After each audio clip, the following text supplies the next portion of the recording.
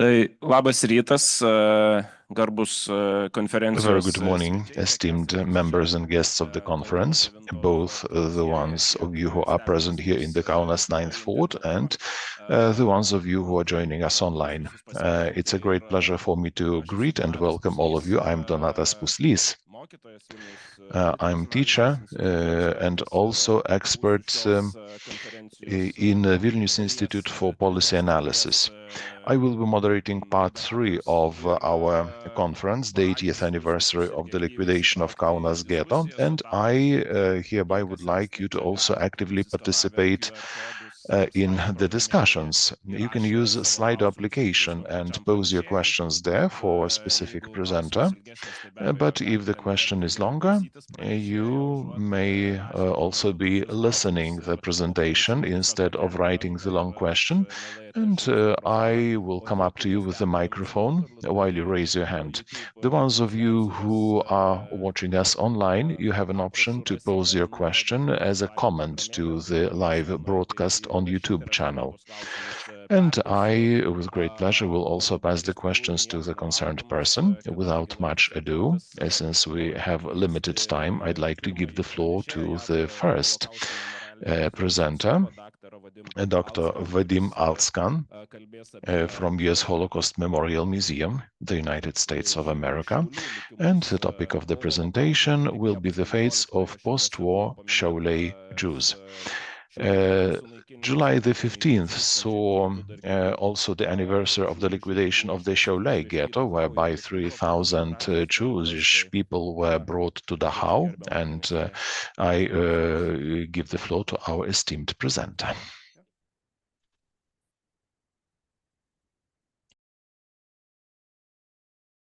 Thank you, Donatas. Thank you very much to organizers of conference, Lina, Marius, and everyone else. It's a great honor for me to speak here. Labas rytas to the audience. Some of them, so the title of my presentation is on the screen, but I will read it anyway. Ahin geyn, which is in Yiddish means where shall I go? The post-war fate of Šiauliai Jews. I'm going to use a Yiddish name for this town, which is known as Šiauliai or Shavel, just to make sure that everyone understands what I'm talking about. And some of you may recognize the title of this presentation, first part, comes from a popular pre-war Yiddish song, Tango, written by Oskar Strok from Latvia.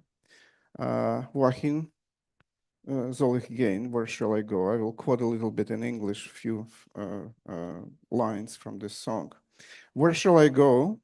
Who can answer my plea? Where shall I go? Every door is closed to me. This song became even more popular after World War II and was regarded by many Jews in DP camps, displaced person camps, as an official anthem of the surviving European Jewry. So while my presentation focuses on post-war destiny of Jews from Šiauliai, in many ways, the fate of survivors from Kaunas Ghetto had a very, very similar trajectory. And Arūnas yesterday mentioned a little bit about what happened to Jews who were in Stutthof. So it is very, very similar, unlike Vilnius Ghetto, for example. So the fate of Jews from these two ghettos, Vilna, Kaunas, and Šiauliai, is very similar. So based on my research, I identified 3 distinctive groups among Jewish survivors from Šiauliai. First group, the largest one, survivors who were deported from Šiauliai Ghetto in July 1944 to concentration camps and liberated either by the Red Army or allies in 1945. Second group, survivors who escaped from Šiauliai Ghetto before and during its liquidation and survived in hiding in Šiauliai and around the town. Survivors, and that's the third and smallest group of survivors who fled from Šiauliai to the Soviet interior in June of 1941 and returned to Šiauliai in 1944, 1945 from evacuation or as enlisted members of 16 so-called Lithuanian division. Here are the key questions that might help us to navigate through the history of this period. What were the options of those who survived? why did some Jewish survivors liberated from camps by allies I mean British American army, choose to return to their homeland, reoccupied by the Soviet Union, while others remained in the West, in the Allied zones of occupation, and choose to avoid repatriation. And finally, what was the fate of those who survived in hiding in Lithuania? So in my presentation, I choose 4 particular examples. There are many, of course, but I choose only 4 to illustrate what happened after World War II to Lithuanian Jews who survived the Holocaust. Each of these 4 stories showcases rather different trajectories. One man, his name is Jona Rosenfeld, escaped from Šiauliai right before the German army marched in and ended up fighting Germans as a member of Red Army. The other 3 individuals I'm going to mention, Ephraim Gens, Meir Kron, and Aaron Levin, were inmates of the Šiauliai ghetto. And during the ghetto liquidation, Gens and Levin were deported to Stutthof, while Meir Kron managed to escape the deportation and survived in hiding. So let's take a closer look at their stories. In the late August of 1945, a Jewish Soviet military truck carrying a small group of Jewish Holocaust survivors crossed the Soviet-Polish border and halted at the outskirts of the Lithuanian capital, Vilnius. Among those who returned to the Soviet-occupied Lithuania with one of the first group of survivors was Ephraim Gens. During the occupation in the ghetto, Gens served as the head of Jewish police in Šiauliai. In 1944, he was deported to Stutthof, then transferred to Dachau, and liberated by American army in April 1945 during Death March. Then he spent 4 months in several DP camps in Western Germany.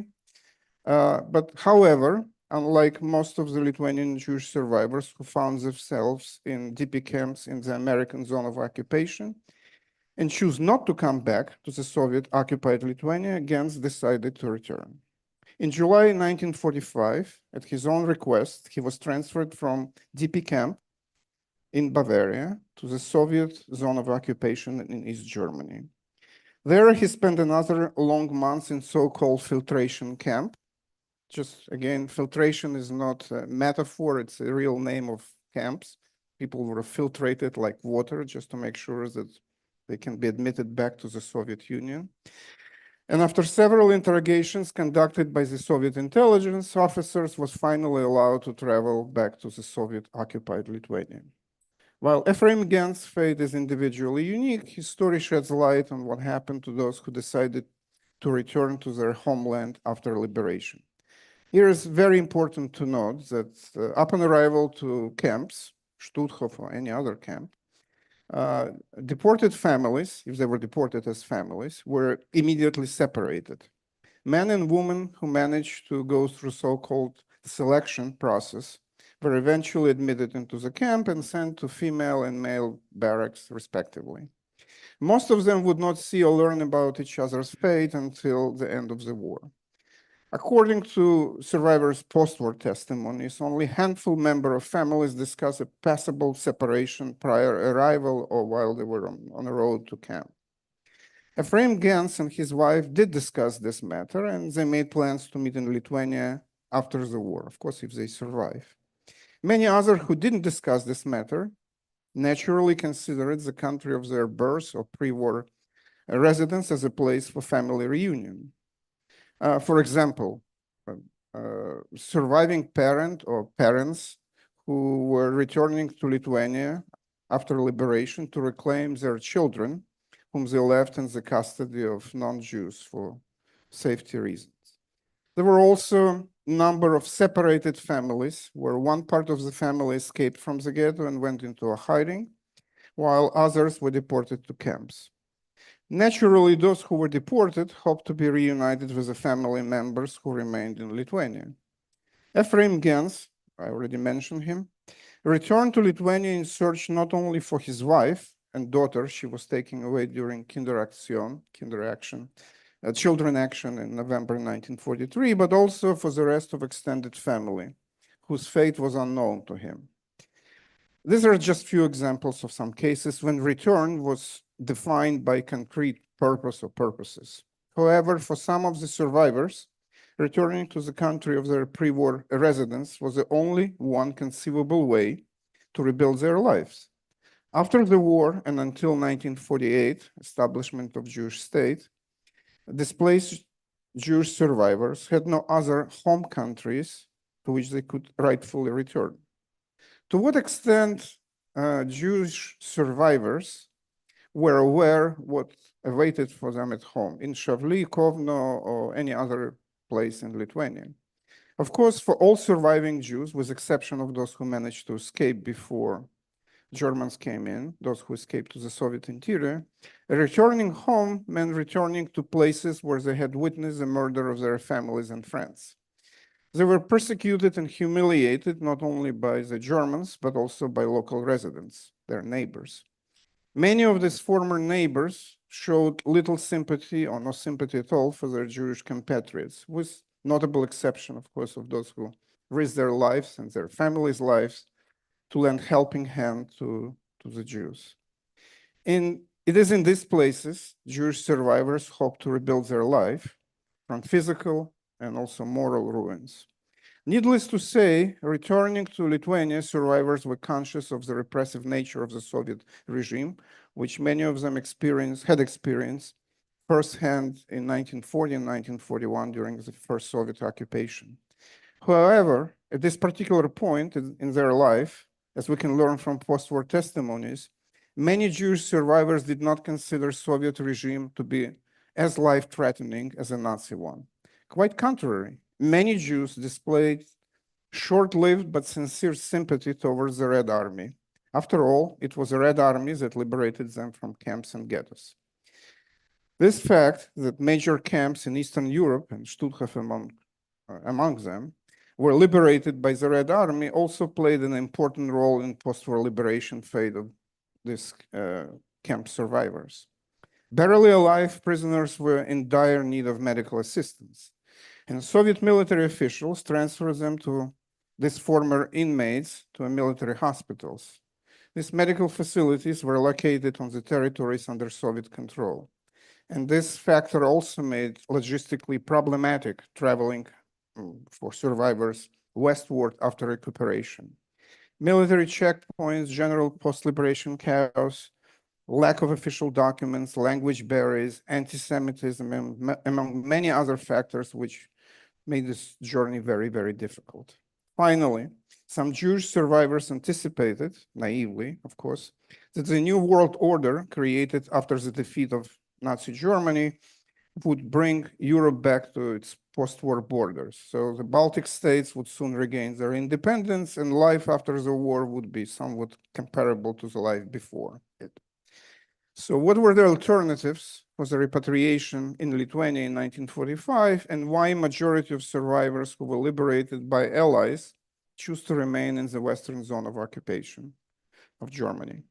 Choices made by these survivors, of course, generalization here, of course, cannot be applied, were driven by circumstances in which they found themselves after the war. The refusal to return to homeland was fueled by a combination of political, economic, psychological factors. Among those who refused repatriation or choose not to go back were survivors who already knew that they lost their entire families and therefore had no reasons to return to Lithuania. Others anticipated to meet with their families members who, like them, were already or would eventually end up in the West.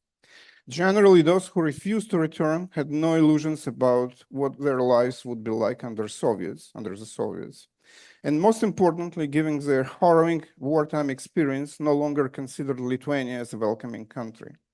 The majority of these survivors wanted to leave the European continent, and they hoped to start a new chapter of their life as far away as possible from the land, and it's a quote, from the land soaked in Jewish blood, end of quote. Some of the survivors had relatives, in many cases the only remaining relatives in the United States, Canada, and South Africa. We know about large diaspora of Lithuanian Jews in South Africa, who immigrated before the war, and of course survivors were counting on their assistance of their relatives abroad. However, in 1945, as we all know very well, pre-war immigration restriction policies in the United States were still intact, and only very small number of surviving Jews were admitted into the United States in 1945, 1946 onward. Unwilling to return to their homes, but unable to leave Europe, Lithuanian Jewish survivors found shelter in the displaced person camps, DP camps. Lithuanian Jews, especially the younger generation, were ardent Zionists, both labor and also revisionists, who believed that the only way to prevent another Jewish tragedy was to have their own homeland. To this end, they were aiming in settling in British-mandated Palestine, the land of ancient Israel, which from, again, 1939 was by and large off limits to the legal Jewish immigration. Unable to reach Eretz Israel by legal means, many Jews relied on help of an organization called Bricha, in Hebrew, Flight Escape Movement. Organized in 1945, this European-based clandestine network became the main channel of illegal immigration to Palestine until the creation of the independent Jewish state in 1948.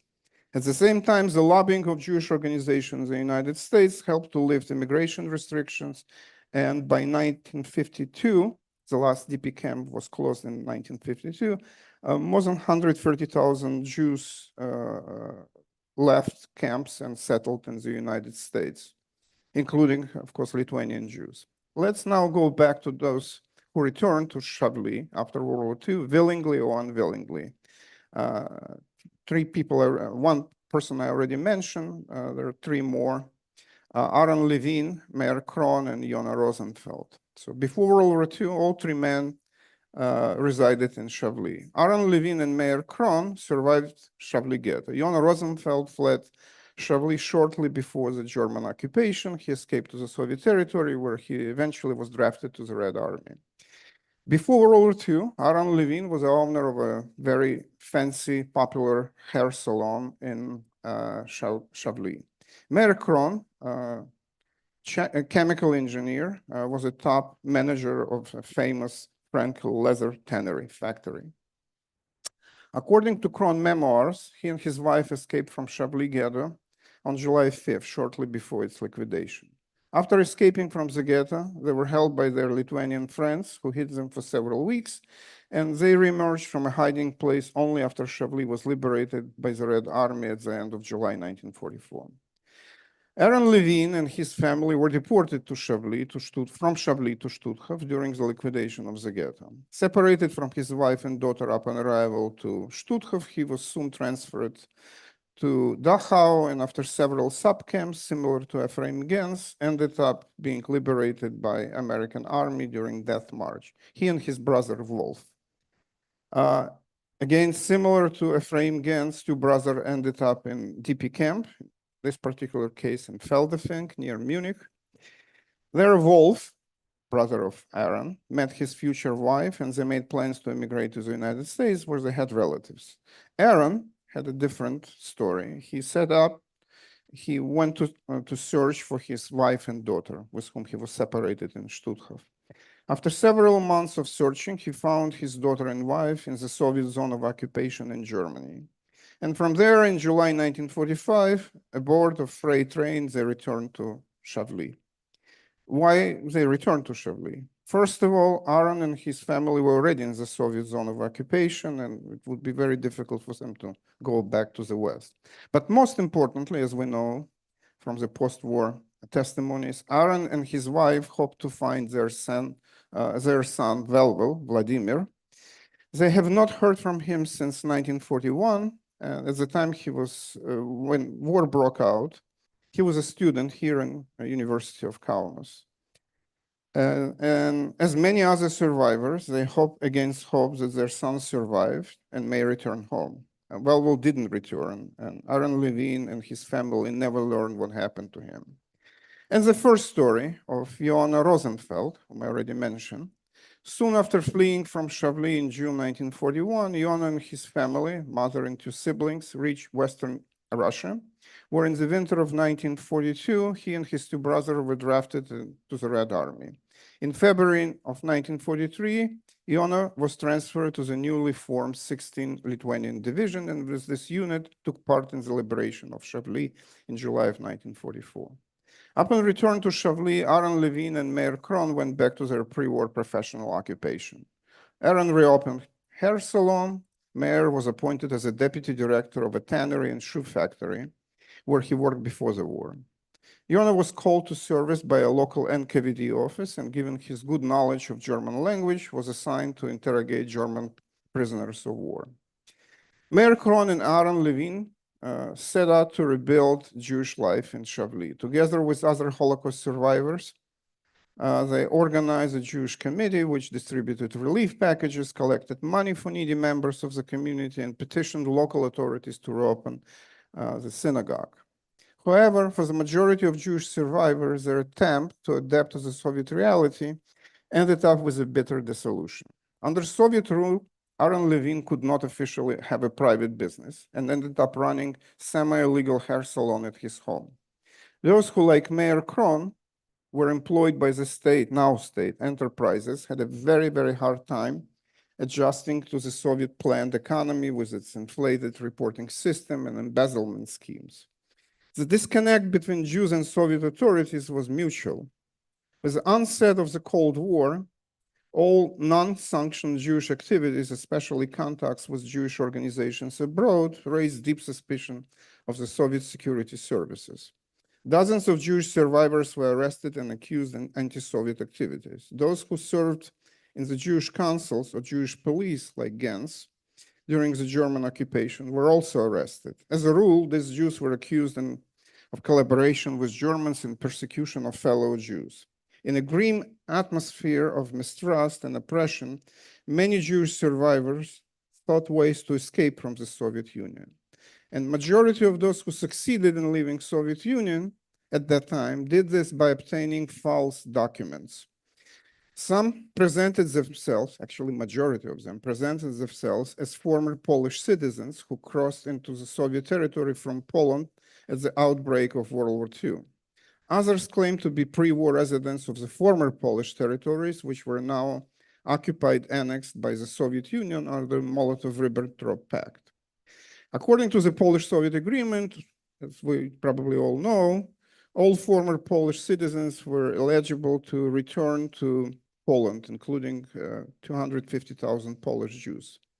Vilnius was one of the major transit points of this repatriation, and a number of Jewish survivors left Soviet Lithuania by taking this kind of road of repatriation to Poland, which eventually led them back to DP camps in Western Europe. Among them were those who first voluntarily returned to the Soviet annexed Lithuania from Western zone of occupation, and then just a few months later returned back to the DP camps, so making kind of U-turn circle back and forth from one part of Europe to another. As I said, the majority of Lithuanian Jews who managed to leave the Soviet Union at this point were using fake documents. The procurement of these documents and smuggling across Soviet borders was definitely extremely risky and requires substantial financial resources. Only a small number of Jewish families could afford that. And others had to rely on a Bricha network that sent several emissaries to Lithuania with a specific goal to organize and finance illegal flight of Jews across Europe to Eretz Israel. One of the logistical centers of this movement was also set in Vilnius. However, soon, the vigilant Soviet security services took notice of Bricha activities, and within a few months, NKVD operatives infiltrated Jewish circles through a number of recruited agents. They also organized several fake smuggling operations, one of them most famous called Kapkan in Russian, trap, aiming to capturing Jews who had tried to escape from the Soviet Union. Those who had been caught were tried and sentenced to a long term of prison in the Gulag. These harsh measures discouraged some Lithuanian Jews from fleeing, yet others were determined to leave the Soviet Union at any cost and were ready to take the risk. Yona Rosenfeld and Meir Kron choose to escape from the Soviet Union, while Aaron Levine and Ephraim Gans decided to stay. For each, again, as I mentioned several times, each person and each family, this decision was dictated by various circumstances. In case of Ephraim Gans, his major fear was not only a risk of being caught crossing the border with fake documents. Ephraim was afraid that his flight would be perceived by the Soviets. This is what he says in his not testimony, interrogation, this particular case at NKVD, as escape from a retribution for his alleged collaboration with German administration during his service as a head of Jewish police in Šiauliai Ghetto. Unfortunately, cautiousness did not spare neither Aaron Levine nor Ephraim Gans. Both survivors were arrested in 1949 and 1950, respectively, and after speedy investigation and trial, sent to Gulag. After Stalin's death, both of them returned from Gulag in poor health, physically and morally broken. They spent the rest of their lives behind the Iron Curtain. As for Meir Kron and his family, who went along with a risky illegal crossing of the Soviet-Polish border, they were able to reach DP camp, Feldafing again, in Germany, and in 1949, Meir and his family immigrated to Canada. Yona Rosenfeld, veteran of 16th Division, Red Army, who shortly served with NKVD, after helping dozens of fellow Jews to leave the Soviet Union, decided to escape himself together with his fiancée. They procured false Polish papers and crossed again Soviet border and ended up in Lodz. From there, made their way across western zone of occupation to Feldafing DP camp in Bavaria, and in January 1949 made Aliyah and settled in kibbutz in Israel. In conclusion, when the US Army military unit liberated Buchenwald, Rabbi Herschel Schachter, an American chaplain embedded with this union, famously proclaimed in Yiddish, Eden, ich seid frei, Jews, you are free. It's a very often used quote. But for many Jewish survivors, that moment was far from being a concluding point of their predicaments.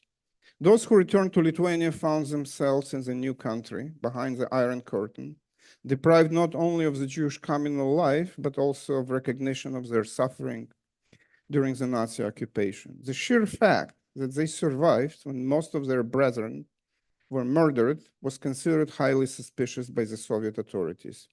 For many of these survivors, a long dream of freedom was ruined by the grim Soviet reality.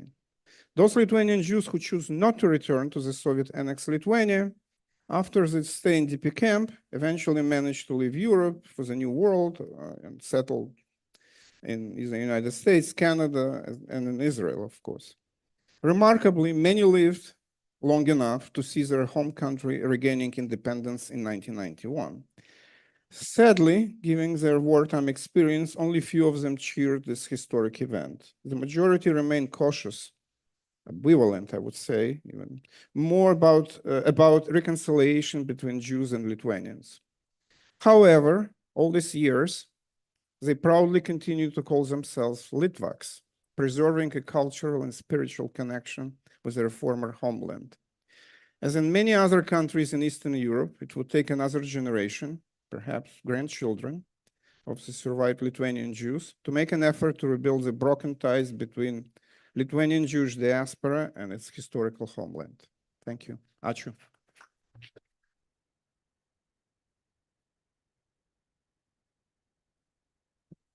Dėkui gerbiamam Vadimui, kol kas internetu klausimų neturime. Thank you so much. We have no questions for the moment, but maybe we have some questions from the audience. Aš mikrofoną tik tai duosiu, kad būtų girdima ir žiūrintiem. Aš norėčiau paklausti, gal yra žinomi bent I have a questions. skaičiai, kiek Šiaulių Perhaps there is some information about the Lithuanian Jews who remained in Germany at the time. Do you know at least approximate numbers? How many? Stayed in DP camps. Yeah. That's similar to what you concluded yesterday. Is impossible to calculate. We know general number. I know now, thanks to your presentation, number of people who return. But to figure out how many, it would take enormous amount of time and energy to go through the records and calculate if the records of DP camp survive, so it's impossible to say. I would say a few thousand, few means 1, 2, 3, 4, it's a big, Ar dar būtų klausimų? Do we have any more questions? If no, then thank you, Dr. Vadim. And now we'll have the presentation by Dr. Andrea Lowe. In any case, you will have this opportunity during our coffee break. So now I want to give the floor to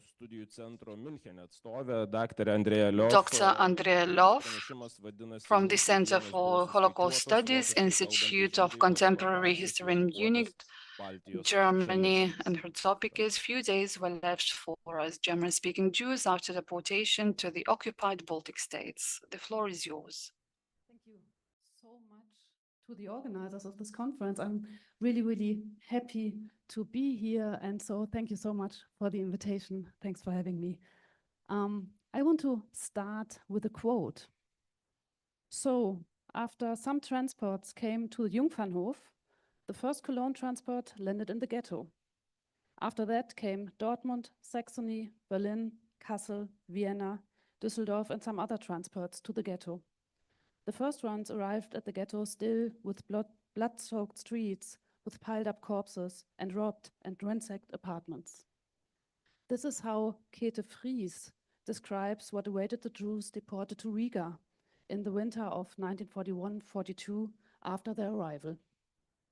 The shock at the violence upon arrival, the confrontation with the first dead, but also the attempts to find one's way to organize their lives under these totally chaotic conditions.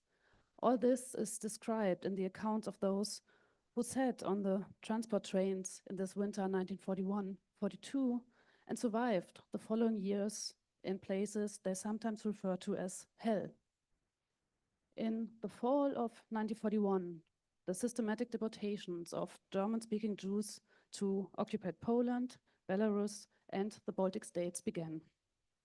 My book on these deportees, and especially about their experiences, so it's based on their documents, and I'm concentrating on their perspective.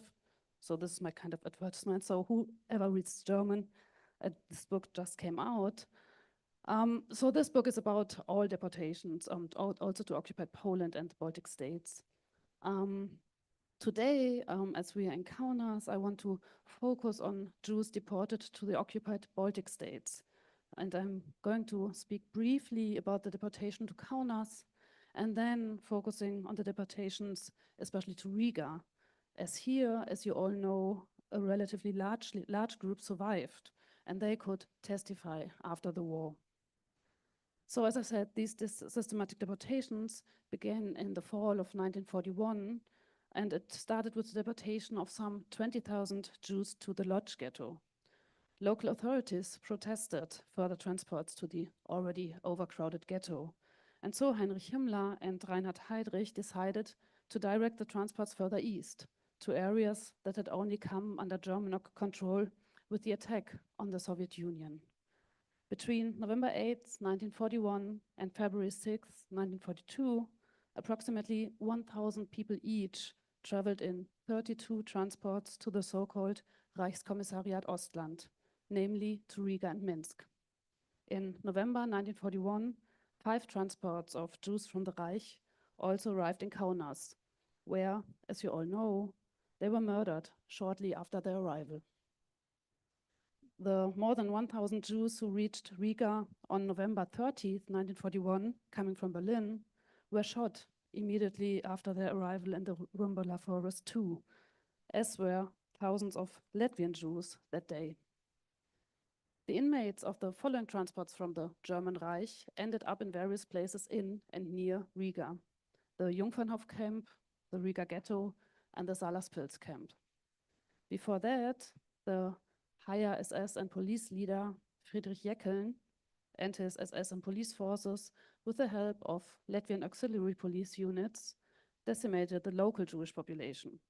On November 30th, 1941, and December 8th and 9th, 1941, according to German reports, 7,800 Latvian Jews were murdered in the Rumbula forest and partly in the ghetto to make room for the German Jews who would be arriving soon. At roughly the same time these murders were carried out, the first Jews in the German Reich received orders to present themselves at predetermined assembly points for deportation. They were only allowed to take hand luggage and one suitcase. They often knew only very vaguely that they will be taken to the east, as it is said in the documents. Some managed to write and even send postcards during the train ride. Here you see one example. It's a postcard written by Edith Blau, later Brandon, who was deported from the city of Bielefeld to Riga, together with her mother Meta. She asks in this postcard, "Write to Riga soon." The postcard was stamped in Königsberg, Kaliningrad later, as she recalls after the war. She threw 2 postcards out of the window of the train when she saw soldiers outside. And obviously these postcards had been sent. On this slide, you see the last page of a diary written by a young woman. She was 19 or 20 years old, while sitting on a crowded train that had departed Vienna on November 23rd, 1941, with 1,000 Jewish men, women, and children. She had already started writing this diary before the deportation, but she continued while sitting on the train. In her diary, she notes how she's doing during the journey, which lasted several days. She writes, "On the train into the unknown." As Edith Blau, she also heard during the train ride that Riga was the destination. And she describes the journey. On Sunday at 6 o'clock in the evening, we left Vienna. Trucks took us to the train like cattle. During the night, we passed through Brno. Then we went on through Upper Silesia toward Poland. In Poland, it is hopeless. From Poland, we were traveling to East Prussia, and now we just crossed the Latvian border. And this is really literally the very last thing you see in this diary. We just crossed the Latvian border. And here the diary ends. And a little later, the young woman's life ends as well. The train had crossed another border. Originally, the transport was supposed to go to Riga, but at the end of November 1941, like for other trains, as I said before, it was diverted at short notice to Kaunas.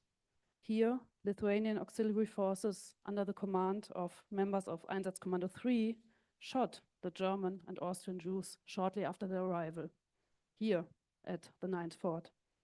According to German records, they shot the young diarist on November 29th.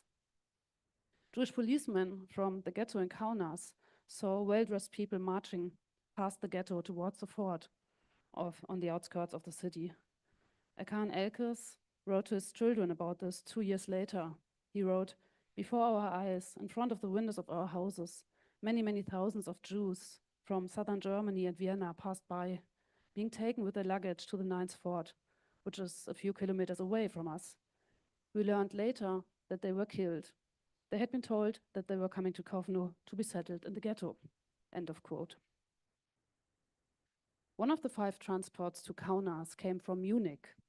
And on this slide, you see the twin sisters, Margot Clara and Ingeborg Bertha Rutenburg.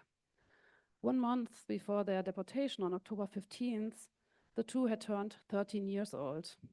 On November 20th, they had to board the train with their parents, which took them on a 3-day journey to Kaunas. They had to wait here in the 9th Fort for 2 more days before their murderers took them to the ditches. As we are also discussing how the Holocaust is remembered during our conference, I want to very briefly present a project connected with these sisters and the Munich transport, that is currently conducted in Munich. When doing research on the Orientalist Karl Süßheim, my colleague Christina Mills, in his private collection, found a photo from 1937 showing his sister's school class in the courtyard of a Jewish elementary school in Munich. Süßheim noted the names of all the children on the back of the photo. So this was the starting point for a search for traces of their fates. And on this picture behind me, number 19 is Margot and number 20 is Inge. Hugo Holzmann, who went to school with the twins, remembered after the war how shy Inge was, and he concluded in his memoir, I quote, "If ever a child can die of fright and a heart fail of terror, it must have happened to Inge when she was led to the pit in the fort," so the 9th fort, "and saw it full of shot people, some of whom were still alive and shrieking in their agonies. Poor Inge, the little bird with broken wings, poor Margot, and all the other children who went to Kovno." End of quote. In their class at Munich University, my colleague Christina Mills, with her colleague Julia Schneiderwind, together with their students, researched the fates of all these children you see on this picture. And they already presented their findings in Munich and will continue their project and will come to Kaunas this November with their students. So they will be here and continue their research here. And I think this is a very important project when it comes to teaching about the Holocaust on a local level, and also when it comes to memory of the Holocaust. So I wanted to tell you about this project, at least briefly. And with that, I go back to the fall-winter of 1941 and those who were deported to Riga. Here, upon arrival, chaos and violence reigned as well. German security police and Latvian police forces drove the people out of the wagons, beating them, shouting at them. Everything had to be done quickly, which was especially difficult for the elderly after the long and exhausting journey. Some remember that after a few moments here, they have already seen the first dead people. The deportees from Nuremberg, Stuttgart, Vienna, and Hamburg, who arrived between December 2nd and 9th, 1941, had to march to a place called Jungfernhof. The deportees had to create their own camp under the eyes of the unpredictable commander Rudolf Seeg, who wanted to turn the rundown estate into a successful agricultural business. They had to dig latrines, build or repair sleeping bunks, or seal the barns that served as barracks, as snow fell on those sleeping in the top bunks. It was freezing cold on the bunks, people were starving and getting sick. On December 10th, 1941, a transport from Cologne arrived in Riga, whose inmates were the first to march from the station to the ghetto, where they were confronted with the traces of the massacres of the last 2 days. Lily Menzel describes this after the war, I quote, "On the day of our arrival in the ghetto, we saw traces of the fact that people had been murdered here shortly before everywhere. There was frozen blood in the streets, a terrible sight. We found food on the table in the apartment. They hadn't even let the poor condemned people finish their meal." End of quote. By February 1942, more than 15,000 Jews had been deported to Riga, although not all of them reached the ghetto, but were partly murdered after their arrival, partly selected for the Salaspils camp. This camp, located about 18 kilometers from Riga, was repeatedly referred to by survivors in their reports as an extermination camp. Mainly men between the age of 16 and 50 were selected to help build the camp. In simple barracks and partly outside, the prisoners had to live here under disastrous conditions. Mortality was high. The few who returned to their relatives in the ghetto between June and August 1942 were in a terrible condition. And with this, I want to concentrate on life in the ghetto now. So here you see a drawing drawn by a survivor who was deported from Germany to Riga, and already in 1945, he painted what he saw after deportation. So this was one of the entrances to the Riga ghetto. The German ghetto was separate from the Latvian ghetto, where the mainly male survivors of the massacres lived. There were probably about 12,500 people living in the German ghetto in the spring of 1942. A Jewish council was formed on the instructions of the German ghetto commander Kurt Krause, with Max Leiser, a Jew from Cologne, at its head. Each transferred group provided a member to this so-called Council of Elders of Reich Jews in the Riga ghetto.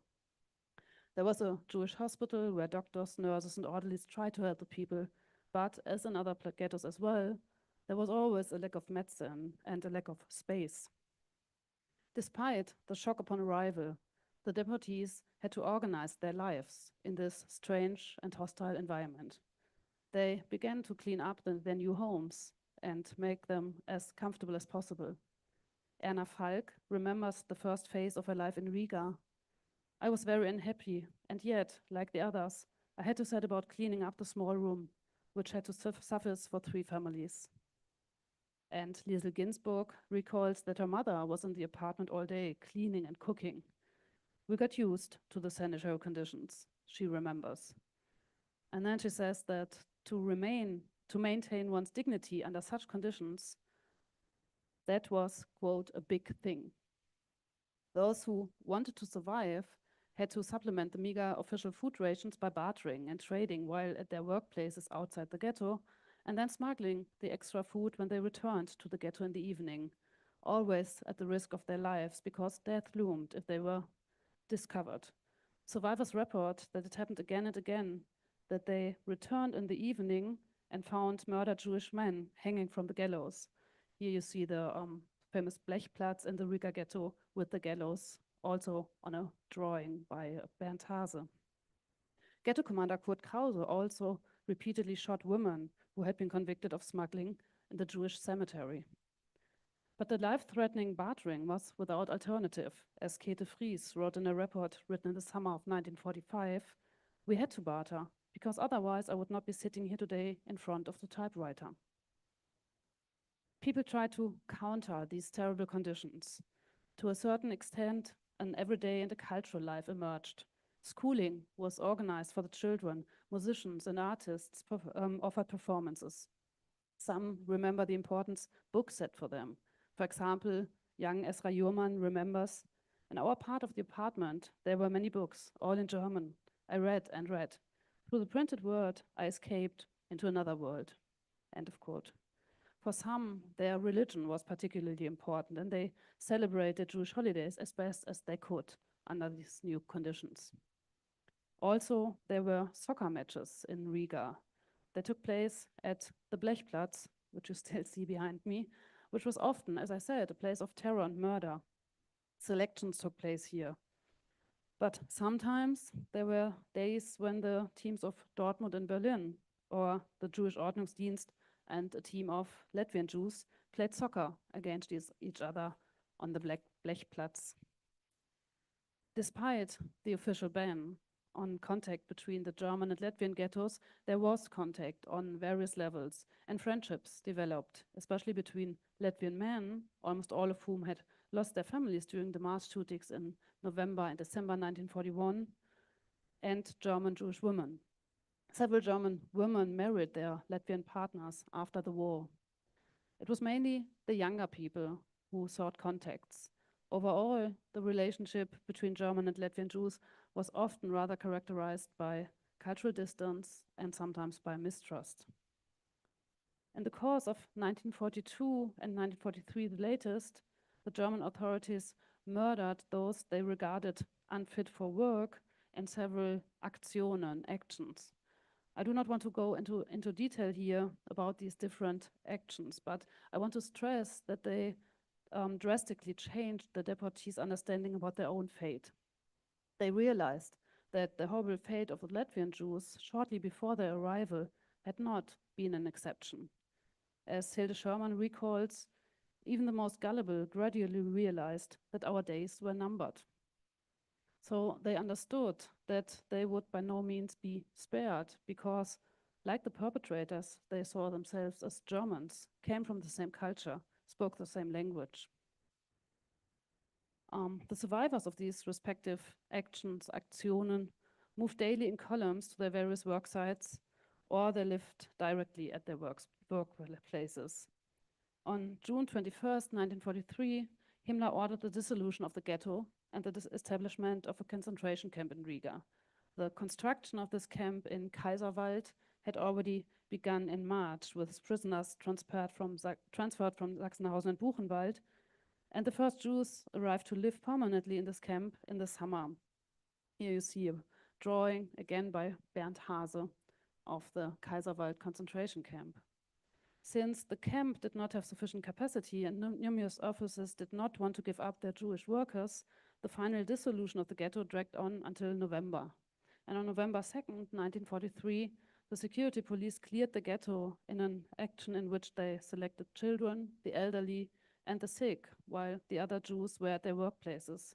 Survivors report how terrible this day was for them. Most of them, they came back to the almost empty ghetto in the evening and realized that their friends and families were no longer there. They had been deported to Auschwitz.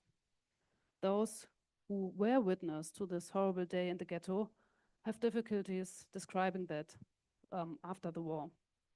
Janet Wolf remembers the screams of the women and children sounded gruesome. In between the shouting and beating of the SS, it was terrible. And Sigrid Weinberg summarizes this day. All men and women who were unable to work, women with children, were dragged onto trucks, transported away, and destroyed. Terrible scenes of horror took place that day. Women were torn from their husbands, children from their fathers with brutal force, cut loose, carried off, and destroyed. End of quote. On November 6th, the last ghetto residents were taken to the concentration camp, Riga Kaiserwald. For many of them, this was a transit camp where they were registered and then sent on to other camps or to the so-called barracks of the factories. In German, it's Kasernierungen. Those who remained in Kaiserwald were now concentration camp prisoners. Families who had still been able to live together in the ghetto were separated. They had to hand in their clothes, had their hair shown, and were assigned prisoner numbers. While with the approach of the Red Army, the SS began to relocate the Jews who were still alive. For most of the Jews remaining in Riga, the further path of suffering led by ship to Gdansk, and from there to the Stutthof concentration camp. This was, we already heard a lot about it yesterday, this was, as survivors testify, hell. Terrible hygienic conditions devastated the already weakened people. Sick and weak prisoners were either murdered by the guards or left to die by themselves in so-called death zones. Since the camp was completely overcrowded in that autumn of 1944, prisoners were sent to various concentration camps in the Reich, others to forced labor in subcamps of Stutthof. About 200 prisoners who had remained in a camp near Riga were sent from there to Libau in October 1944, where they had to work at the harbor.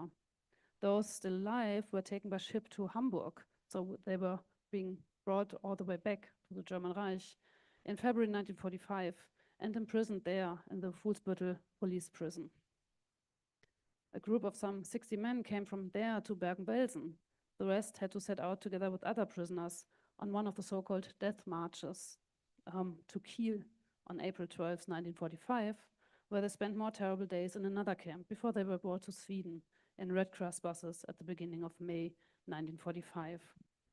Of the more than 31,000 German, Austrian, and Czechoslovak Jews deported to the occupied Baltic states, barely 1,100 survived the Holocaust, and most of them in Riga. And with that, I come to some final remarks. The famous historian Raoul Hilberg once wrote that every city has, quote, its own deportation history. It goes much further, I think. Every deportee has his or her own deportation history. Only very few survived and were able to testify after liberation. And yet, an astonishing number of testimonies has survived that document the individual persecution and deportation history of individual people. Deported from their homeland to a foreign country, they lived and suffered under terrible conditions in various places in occupied Poland, in Minsk, and, as I described here today, in Riga. They experienced the death of relatives and friends. Their own lives were always threatened. After years of struggle for survival, their tormentors deported them further. Many of them survived several more camps after the dissolution of the respective ghettos. The personal accounts on which my work is based, so this is memoirs, oral testimonies, letters, postcards, and diaries, show how their authors found themselves from one day to the next in a world completely alien to them, a world marked by violence, brutality, hunger, and the permanent fear and constant threat of death. They also testify to people's attempts to counter all this, to organize their lives and find ways and means to improve their desperate situation, to influence their fate. The reports also show, and this is something I did not really talk about today, how important social contacts, mutual help from friends and relatives, encouragement in difficult situations was. These networks have a great significance in the survival stories and are often also named as one important factor for survival. The sources also show how far the actions of the persecuted were from being passive. They repeatedly tried actively, especially in the later phases, to influence that they stay together with those close to them, knowing that this made their survival more likely. And so, especially in Riga, there were couples and groups of prisoners who stayed together through various barracks, concentration and labor camps, all the way to death marches and liberation. Edith Blau, whose postcard I showed in the beginning of this presentation, and her mother had managed to stay together. They escaped during the last days of the war, when then they disguised their identities first as foreign laborers, then as German laborers and refugees to work for German troops. And they were transported with those German troops to Bornholm, Denmark, where they were finally liberated. And already in mid-May 1945, Edith Blau, and here you see a picture of her taken shortly after liberation, writes a long testimony about what she lived through. And you see this testimony dated May 11th, 1945 behind me. And the very first words of this testimony read, "How do you start when your heart is so full of everything? Where do you find the words at this moment when your memory throws everything into confusion? Hands tremble, and one wants to say everything in one big word, but I know that this word does not exist." End of quote. But still, she and many others told their stories. And I just wanted to present some of these stories today. And with this, I thank you for your attention.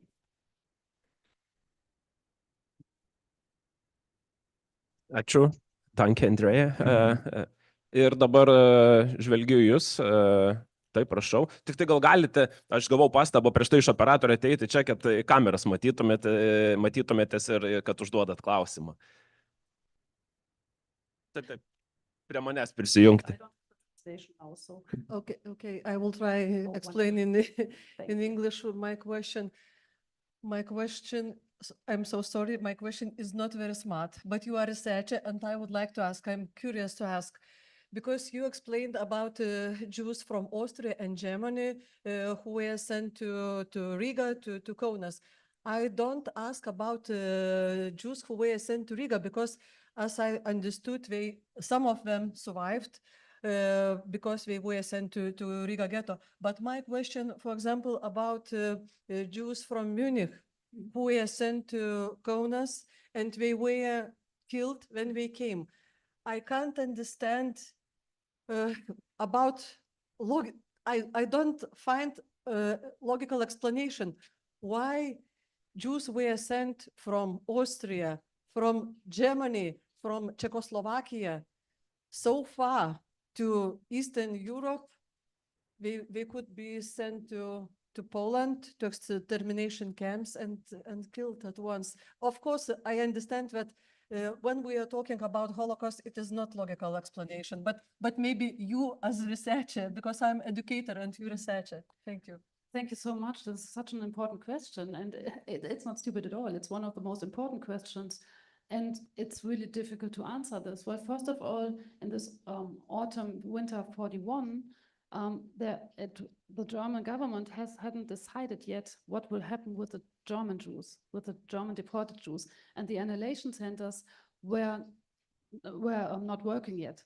So the Chelmno-Kulmhof camp only started its terrible work in December 41, and then January 42 with the deportations from the Kaunas Ghetto, and the other extermination camps with the Operation Reinhardt only started later. So I could give a very long answer, but there was a huge discussion within the German Nazi Reich about the deportation of German Jews. Many of the local Nazis wanted to get rid of their Jews, whereas Hitler in the beginning wanted to wait until the end of the war, until his expected victory, until he would deport the German Jews.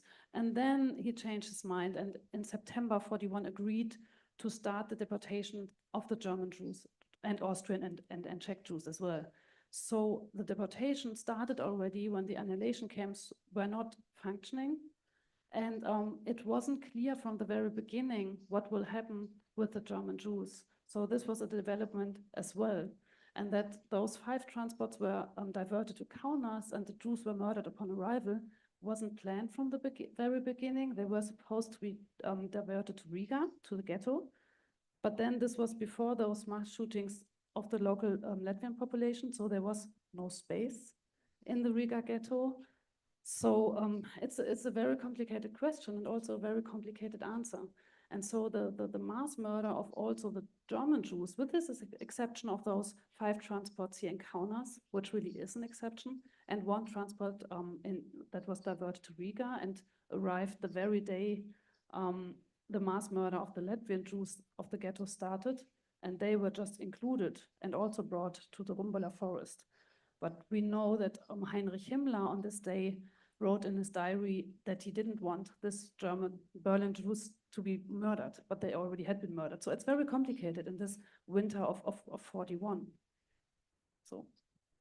Ačiū, prašau. O, dar 2 klausimai, tai Marius ir tada jūs. Regarding the final station, why Kaunas was chosen instead of Riga and Minsk? We hear that the originally the final destination of those transports was choose to Riga and Minsk, but finally the 5 transports in November of 1941 they came to Kaunas. So your opinion was, what was the specific reasons why the decision was changed? I mean, I cannot really answer the question why Kaunas, which is actually your question. Why it was changed was really because there was no space in the Riga ghetto. So these 5 trains were supposed to go to Riga, and at very short notice it was changed because as I said, Heinrich Himmler had ordered Friedrich Jeckeln to make space for those deportees in the Riga ghetto. So this is why we had this mass murder end of November and beginning of December. But these 5 transports arrived in the Baltic states earlier, so or left the German Reich earlier. So there was no space. And I really cannot explain, probably my colleague Christoph Diekmann could explain what exactly led them to decide to divert these trains to Kaunas and then shoot these 5 the people in the 5 transports. I cannot really explain it. Anyway, that's the most logical reason that you explained. Thank you for your answer. Okay. Nice to be on camera here. Hello. Hello. I have a 2-part question. First thing, was there a legal distinction between Reich Jews and Ostjuden, the Eastern European Jews? So there's a clear difference in treatment, right? So the question is there also a legal distinction in the Nazi legal system? And the second question is, of course, the Nazis loved to have hierarchies. So was there any kind of justification that you've come across, a racial justification, some kind of understanding that maybe these Reich Jews have a little bit of German blood and therefore they are more acceptable or something like that? Or was it just an affinity for German Jews? So, thank you. About the legal differences, this doesn't really seem to have played a role after the deportation to the east. I mean, there were like all these differences, like there were 2 separate ghettos, both in Minsk and in Riga. And this is a really special situation because we don't have this in occupied Poland, where like in the Łódź ghetto, I mean, in the Łódź ghetto after deportation, the German, Austrian and Czech Jews were first forced to live in some like mass quarters together, but it wasn't a real separation because whoever found a place to live could just leave these places. Whereas in Riga and Minsk, we really have these 2 different ghettos. And were talking about legal questions, it was forbidden officially that they were in touch with the local Jews. But then, other than that, it didn't really play a role. I mean, we just had these testimonies, especially from Minsk, testifying that the owners of the working places and also the local SS and Gestapo, when they were looking for workers at their places, they would rather take the German and Austrian ones, obviously because everything was so much easier, because they spoke the same language, were from the same culture. And Wilhelm Kube, for example, wrote this famous letter where he said, well, we cannot really treat those. He wasn't questioning the murder itself, but he said, shouldn't we think about other possibilities how to kill them, because we cannot really treat them the same way as we treat those Ostjuden. So there were these thoughts about it, that it is something different, but at the end, it really didn't matter. Gerbiamas Arūnai, jūsų klausimas.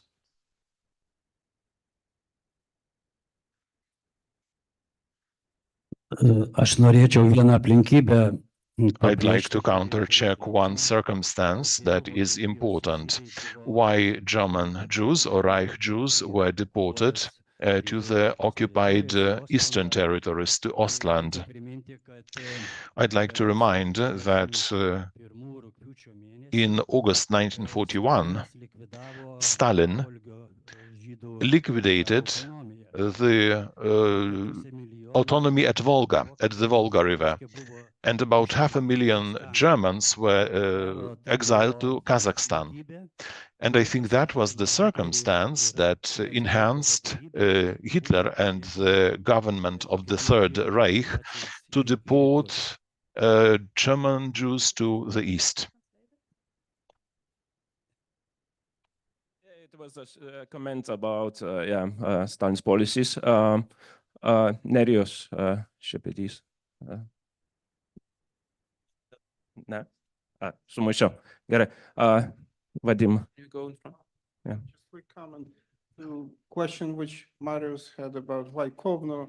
I'm not an expert in transportation system, but one needs to look at the map to see what would be the nearest big city which has ghetto or place of mass execution. So Riga, Kovno, Vilnius.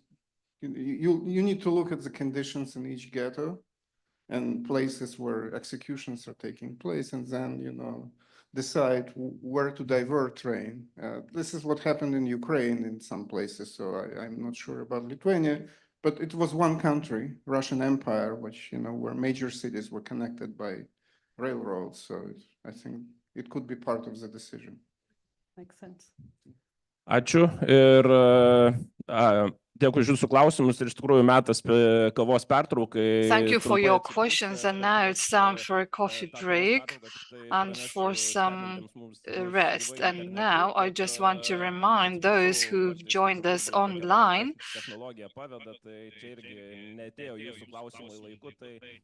I just want to apologize if your questions didn't reach us on time, but if they do, we will answer all of them during the very last session in our discussion so that they are not forgotten. And now let's meet here at 11 o'clock after the coffee break. Thank you.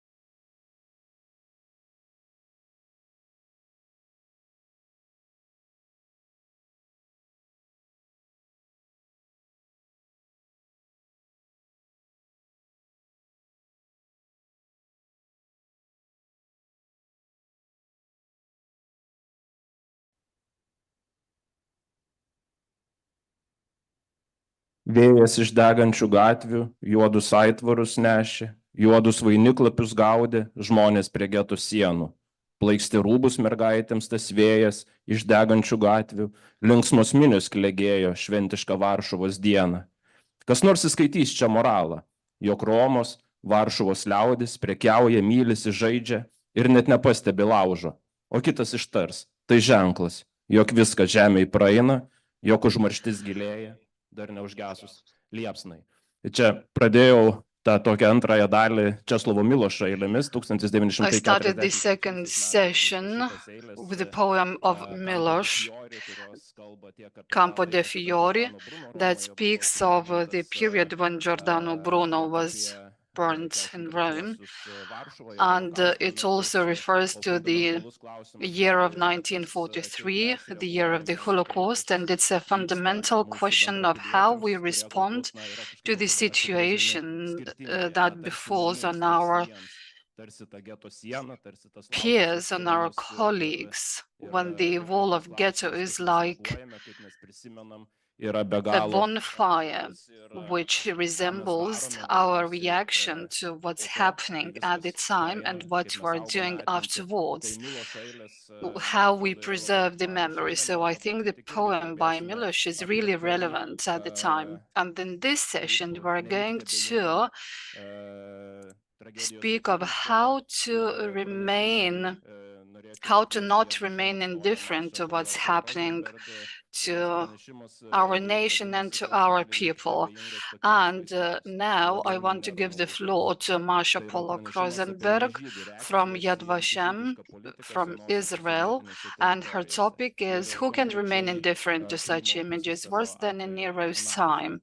Analysis of non-Jewish reactions to anti-Jewish policies in former Soviet territories. The case of the Crimean Peninsula. The floor is yours.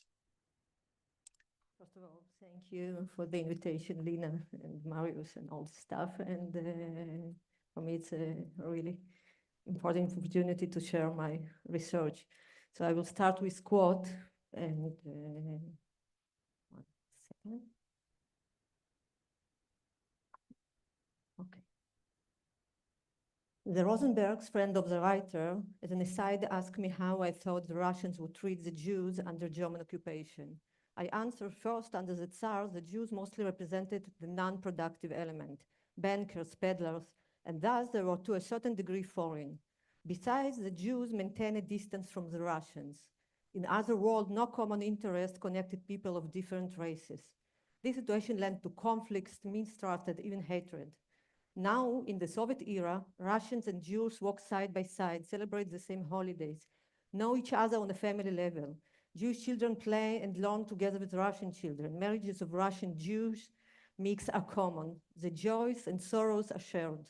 The conclusion that today there is no reason for conflict. Therefore, not only the option of pogrom should be ruled out, but also any negative attitudes of Russians toward Jews. If the Germans persecute the Jews, the Russians will try to ease their fate. That is how Hrisan Flashkevich, a non-Jewish writer from Simferopol, the capital of Crimea, analyzed the expected interaction between Jews and their neighbors in his diary during the early occupation days. Was Lashkevich analyzed as a pair? In my research, I delve into the attitudes of general population toward Jews and the policy of annihilation in Crimea during the German occupation, and the factors influencing these attitudes. Today, I will discuss the Crimea case, and within the conclusion section, I will try to compare several points to the situation in Lithuania. The central questions I will address include: how did the non-Jewish population perceive the fate of the Jews? How did they react to it? How did they see and describe the events? To what extent did the processes people underwent during the pre-war era influence their relationship during the German occupation? To what extent can we identify continuities of pre-war models of circles of belongings, ethnic identity, and social norms? And if so, which continuities can be seen in practices of inaction, assistance, or conversely denunciation? To what extent did the environment link the fate of the Jews to the fate of other victim groups?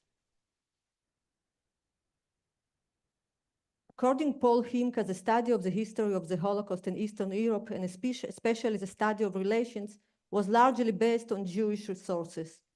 In the current work, and in order to analyze the spectrum of non-Jewish responses, an effort is made to access documentation created by non-Jews, which consists of ego documents and testimonies, in addition to official documentation such as NKVD reports, documentation of the local authorities under occupation, the Nazi reports, as well as Soviet records of trials, of course, alongside documentation created by Jews. The population, the Peninsula Crimea was characterized by multi-ethnicity and plurality of various religious groups.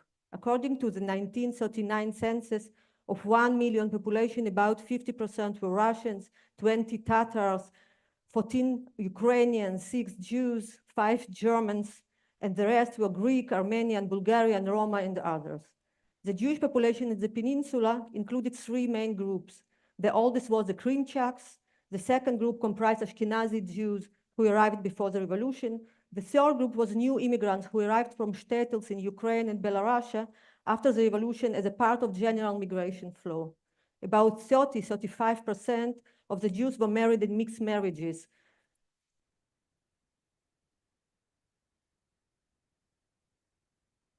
Sheila Fitzpatrick writes that in the years following the revolution, extreme times passed over the Soviet people.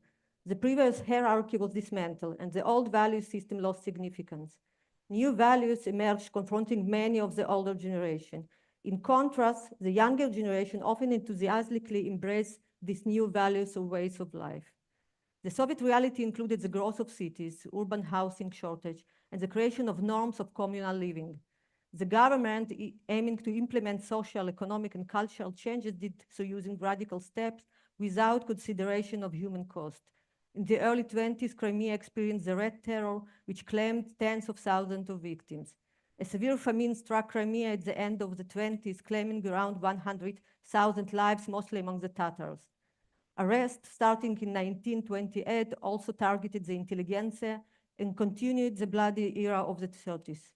Thus, dissatisfaction and hope for change and improvement unified Crimea's peasants with the intelligentsia and urban workers before the war. The Soviet authorities invested considerable efforts in the fight against nationalism and discrimination. Anti-Semitism and anti-Gentile sentiment were perceived as anachronistic phenomena that did not align with the modernity and aspiration for progress. Terry Martin argues that since 1933, the level of ethnic-based conflicts decreased. According to Martin, before there was a pre-revolutionary and ethnic class struggles became less relevant to life in the Soviet Union in general and in Crimea in particular.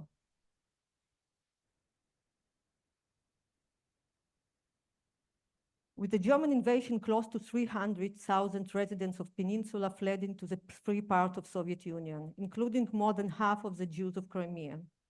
In the history of Crimea, the relatively short period of German occupation represented a peak in terms of suffering levels and the number of social and ethnic groups simultaneously afflicted, even when compared to the days of the terror and deportation during the Soviet period. In the Nazi perception, Crimea's future was colonization and disappearance of hostile groups. The Crimea, which was mostly occupied in November 1941, remained an active front line under German military government control, with terror as the main means of ruling. According to estimates, about 27,000 Jews remained in Crimea under occupation.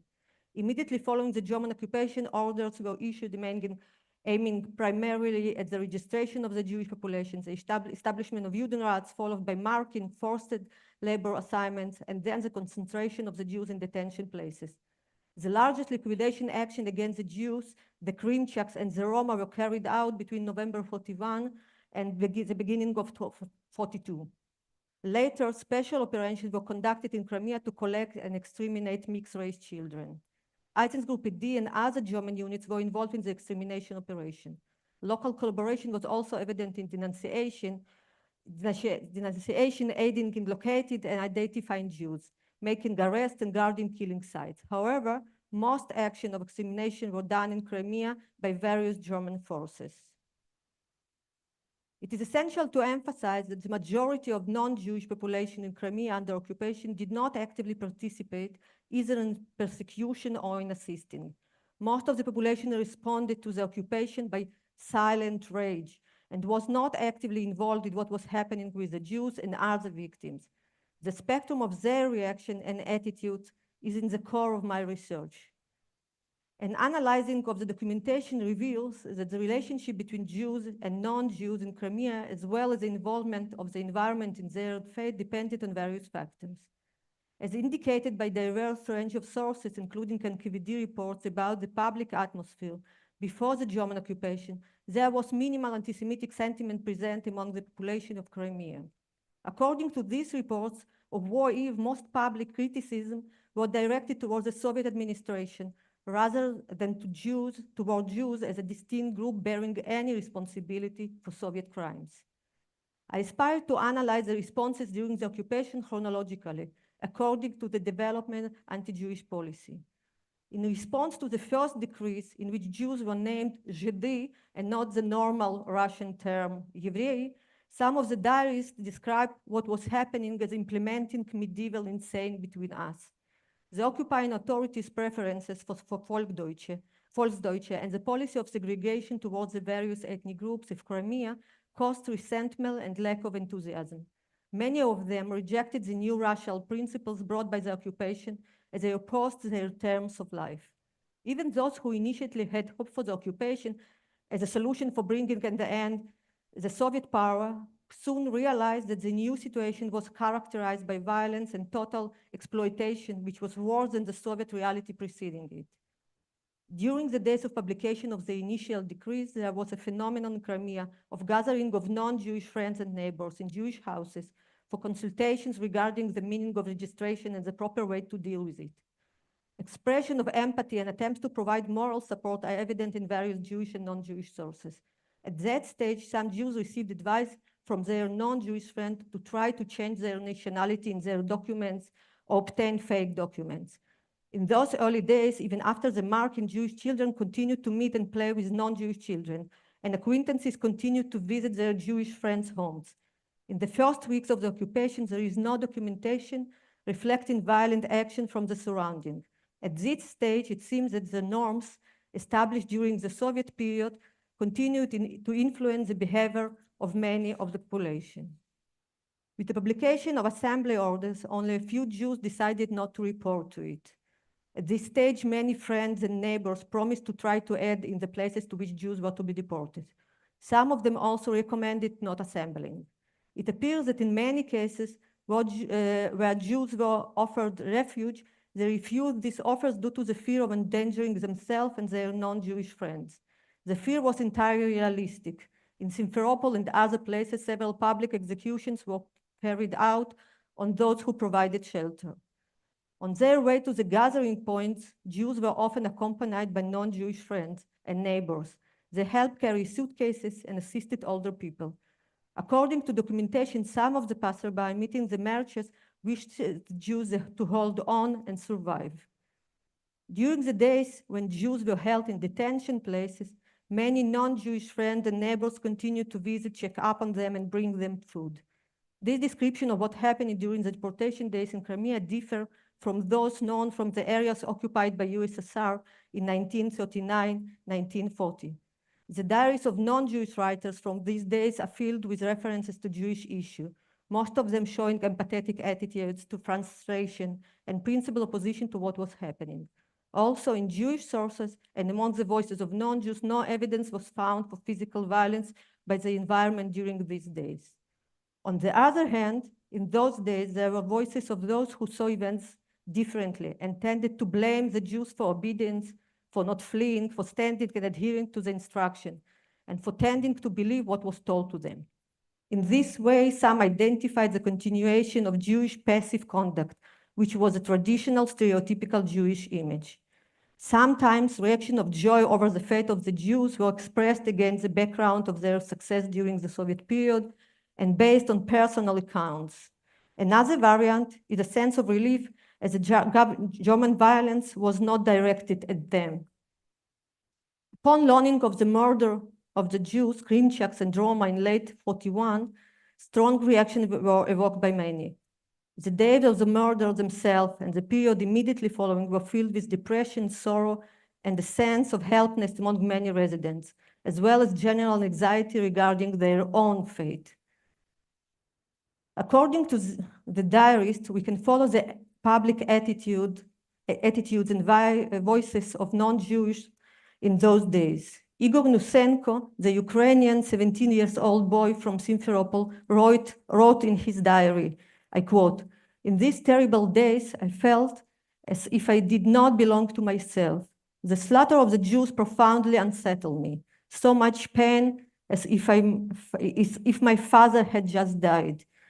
I skipped to another writer. During the days of the murder of Krimchaks in Kerch, Tatiana Bondar, also a non-Jewish young woman, wrote, "What a hard, terrible day. You cannot imagine how many tears and blood were shed today. They took all the Krimchaks, and it is the fact that they will be shot.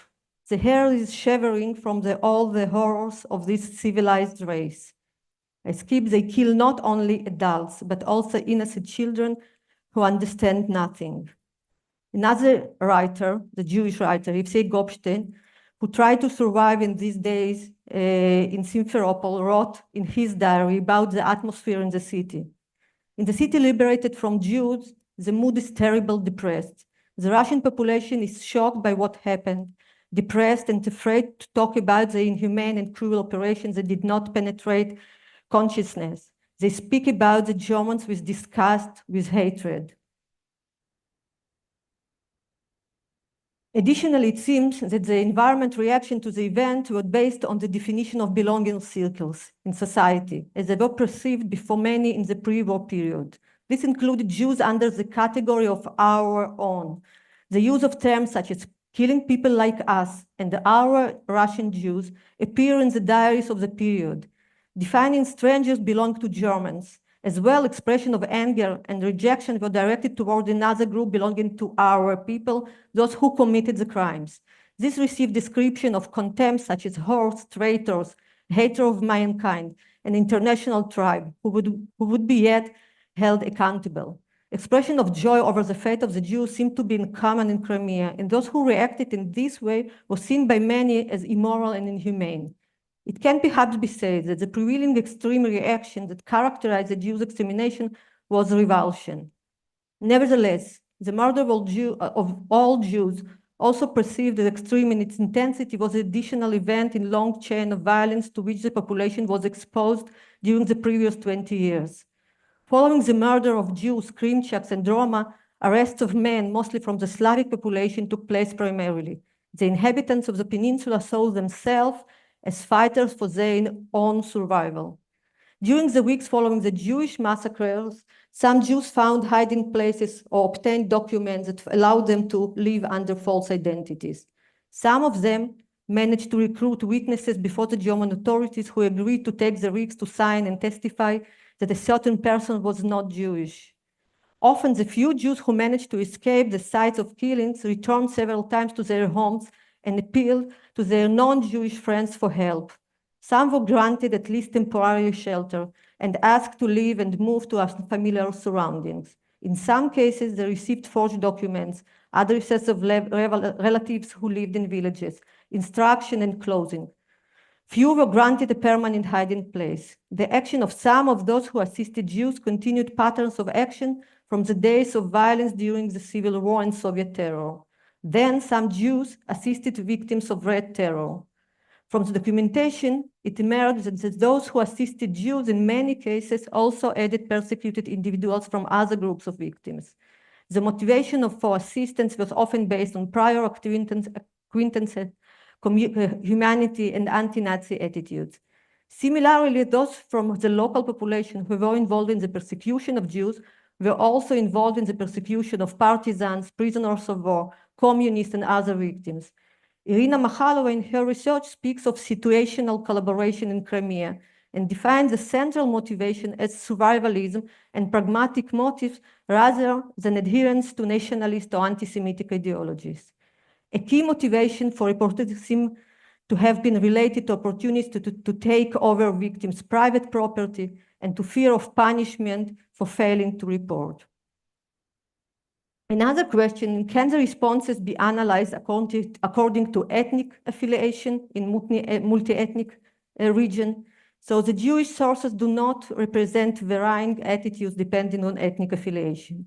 The documentation shows both assistants and informants who belong to various groups, mostly Russians and Ukrainians, in line with their proportion in the population. Tatar cooperation is mentioned in various contexts, but mostly does not single out a different attitude toward Jews. The reaction seems worth examining in the context of previous life experiences, the wartime situation, the terror exercised simultaneously toward other groups, conditions of hunger, the fear of punishment, and the survival experience that characterize the lives of the inhabitants of the peninsula as a whole. Although most of the population did not actively assist the various victims, including Jews, it seems that they viewed the persecution of Jews negatively and were far from being pleased with what was happening. The analysis of Alashkevich, with which I opened regarding the forecast of the expected in Crimea, aligns with one of the central findings of Diana Dimitrou's research, which examines the issue of non-Jewish attitude toward anti-Jewish policy in the Odessa and Transnistria area. She identified that in the old Soviet areas as well, the population did not endorse the persecution of Jews, and one of her explanations for this is linked to the extent of the Soviet era influence on relationship. If we compare, even superficially, the state of relation between Jews and non-Jews in Crimea with the situation in Lithuania, we can identify several significant differences. According to research of Truska, Levin, Vareikis, and other scholars, between the two world wars, most Jews and Lithuanians continued to live side by side as two close communities, where their main interaction were primarily economic. This is in contrast to the case in Crimea, where members of various ethnic groups mostly lived together during the 20 years of Soviet rule, sharing courtyards and apartments, studying and working together, and having relatively high incidence of intermarriage. During Soviet rule, a different social order was established, unlike the Lithuanian society, which largely remained religious, preserving all traditions with definition of modernity and future perspectives that differed from those of the Soviet society. Another point is that according to the various studies, the economic struggles and land disputes in Crimea weakened after the years of collectivization and land nationalization. On the eve of the war, the Jews in Crimea were not perceived as a threat to their economic security or land. Accusations regarding land loss were directed at the Soviet regime. This contrasts with the situation in Lithuania, where economic tensions persisted, that the integration of Jews into public service during the first Soviet occupation intensified this tension even further. In the years leading up to the war, many Crimeans redefined the them and us circles of belonging. Often Jews became a part of what many identified as our people. It seems that in Crimea society, the definition of other was attributed to the hated elite class, namely members of the party apparatus and internal security services, regardless of their ethnic background. Those not belonging to the Soviet elite were seen by many as one of their own. In Crimea, many did not view Jews as a distinct group responsible for the crimes of Soviet regime, in contrast to Lithuania. There, often the definition of belonging remained stable, and according to the existing research, Jews were still seen as a definitive outsiders. In pre-war Crimea, as in many old Soviet territories, the influence of fascist or Nazi ideology was limited to non-existent due to the Soviet isolation policy. Between the wars, there were no vivid nationalist movements that incited anti-Jewish sentiment among the population. There were also no nationalist underground movement that could have provided a basis for harming Jews later during the days of Nazi occupation. Even after the German invasion, a UN member, for example, who tried to reach the peninsula from Galicia, was stopped by German forces and did not allow them to penetrate Crimea. Ethnic Germans were expelled from Crimea before the Nazi occupation in August-September 41 and were not an influential factor during the occupation. This contrasts with the situation in Lithuania. The first Soviet occupation in Lithuania intensified the tensions between Jews and non-Jews. During this period, Jews were identified as betrayers of the national interest and were perceived as collaborators with the regimes that brought disaster upon the non-Jewish population in Lithuania. The search for someone to blame for the political, social, and moral crisis experienced by the Lithuanian society exaggerated the tension between Jews and non-Jews. In Crimea, in contrast, no differences in geopolitical orientation emerged between Jews and non-Jews. Jews were not identified as a factor treating the national interest. During the period of the Nazi occupation, the responses of the surrounding population and how Jews experienced these events seems to be different. In Crimea, not only were there no incidents of local violence against Jews in the ways they happened in Lithuania, but the act of violence by Germans was often condemned. In many cases, Jews received moral support and assistance during the days of gathering and concentration. The news about murders left a deep impression on many residents of the peninsula and evoked the anti-Nazi sentiment. In Lithuania, the rate of intermarriage and direct family ties between Jews and Lithuanians remained low compared to Crimea. The special extermination action carried out in 1942 against children from mixed marriages in Crimea provoked sorrow and anger among many residents of the peninsula. The gathering of children and their being almost rationed in the eyes of the local society when the fate of the Jews was already known sparked principal opposition. Despite the differences in the attitude of the societies, according to various estimates, in both areas, only a few Jews survived after the occupation. In Crimea, this grave result is due to the nature and pace of the policy implemented by the executing mechanism from the beginning of the occupation.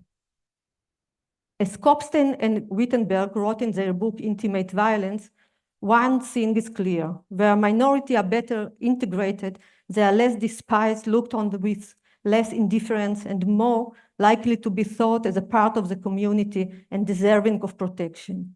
At the same time, as we understand, creating a complete model is challenging, since this is an analysis of complex human responses in extreme conditions.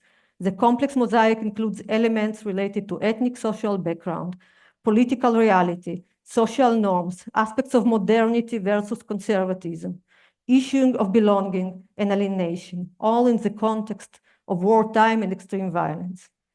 I'm currently analyzing the attitudes towards the anti-Jewish policy in the Kyiv district, another old Soviet region with characteristics different from Crimea, but with a high scope of integration as well. The comparison between two old Soviet regions will allow us to examine the extent to which Soviet influence was uniform and which other factors impacted the attitude and reaction of the population. Thank you for attention.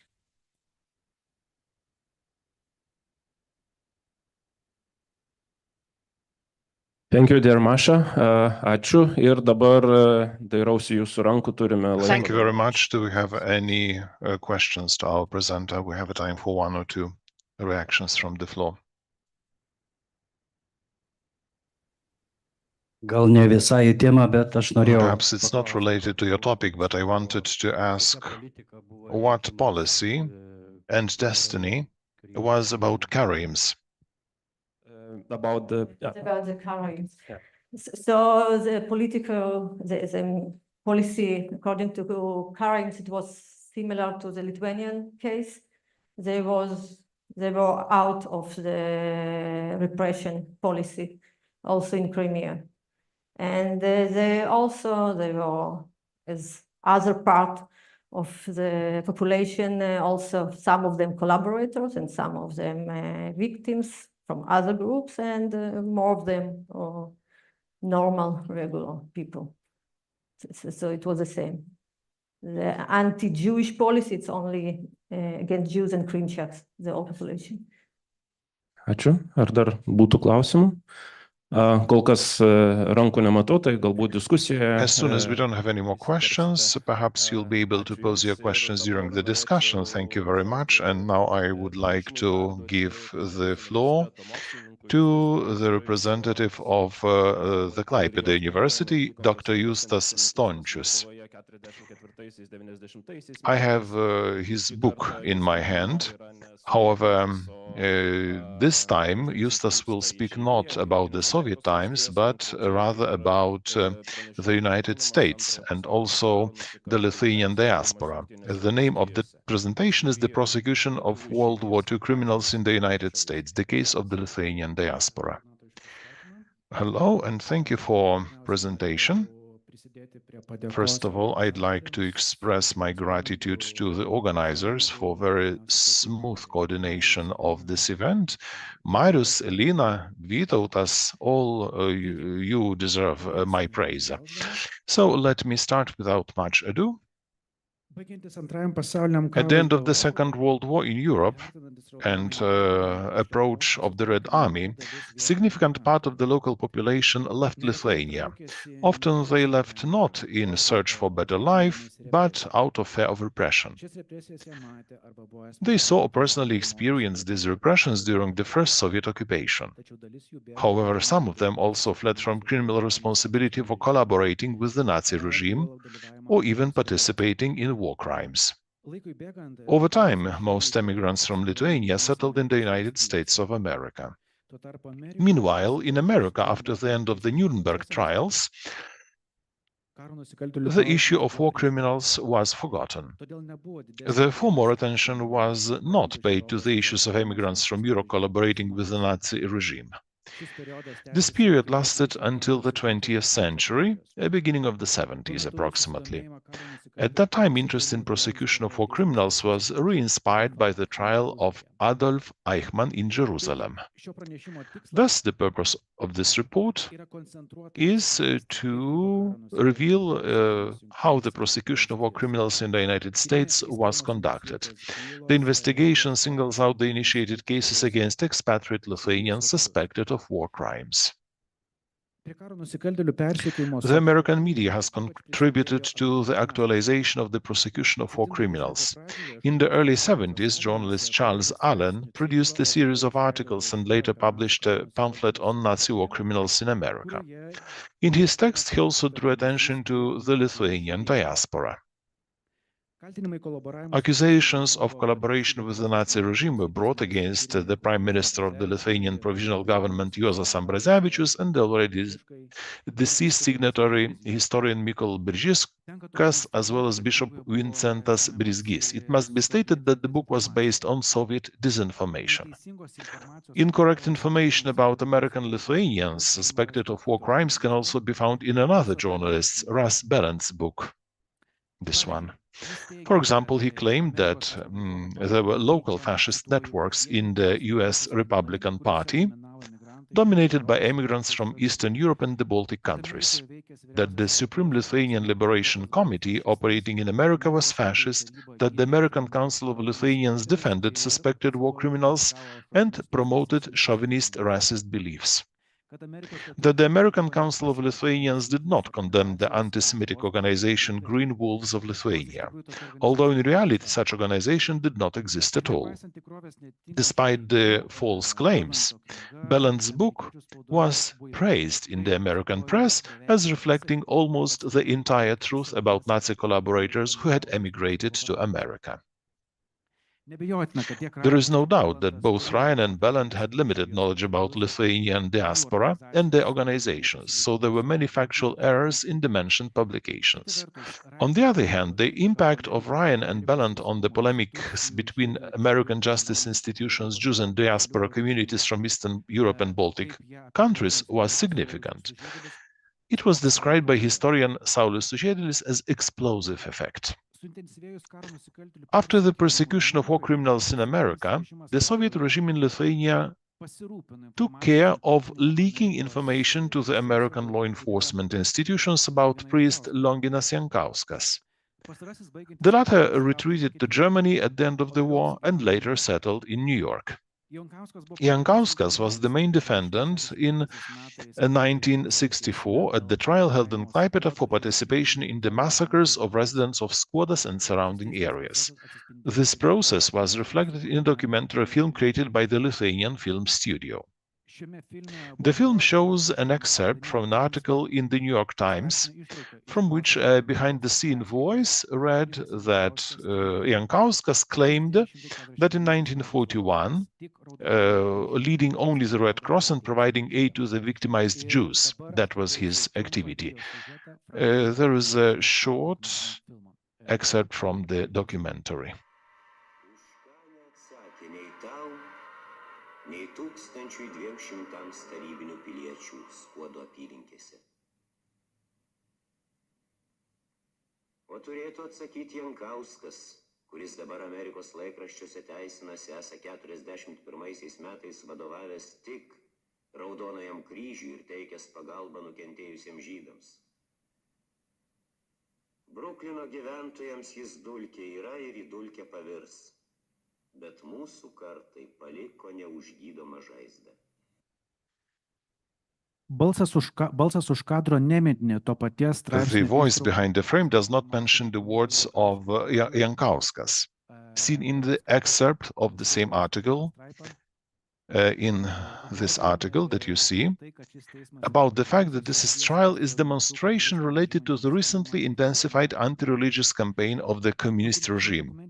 In the documentary, the notion is formed that American law enforcement does not make any efforts to identify war criminals, and Lithuanian diaspora organizations, in this case the General Fund of Lithuanian Americans, cynically cover up war criminals. Ir šiandien skelbia, kad nieks tiek ašarų nenušluostė kaip jie. Argi jie nežino, kaip Jankauskas ašarą šluostė Skuode? Teisiamasis Jankauskai, stok, teismas eina.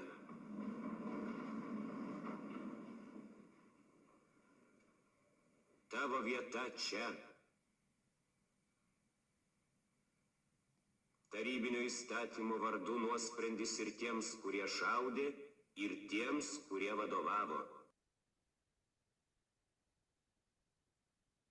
Tačiau svarbu pastebėti, kad ne visi inkriminuoti. It is important to note that not all of the incriminated charges against American Lithuanians had substantial evidence. One of them was contemporary Antanas Impulevičius, who resided in Philadelphia. In October 1941, the Lithuanian police battalion under his command was sent to Belarus, Minsk region, where they carried out mass murders of Jews and prisoners of war. In 1962, in Soviet Lithuania, together with other persons who served in his battalion, they were put on trial. Impulevičius was sentenced to death in absentia. The United States rejected the Soviet Union request for his extradition. The Lithuanian film studio publicized this judicial process. In this film, the murdered Jews were mentioned only once, when the voice from behind the scene named the national groups that were victims of the Nazis and their collaborators, on whose behalf he appealed to the residents of Philadelphia to hand over Impulevičius to the Soviet authorities. Amerikoje. Jis emigrantų tarpe vaduoja Lietuvą, vėl nori žudyti žmones.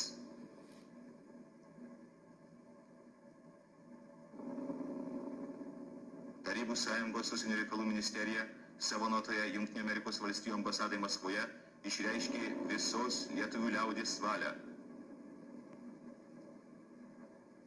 Nurodytas tikslus budelio adresas.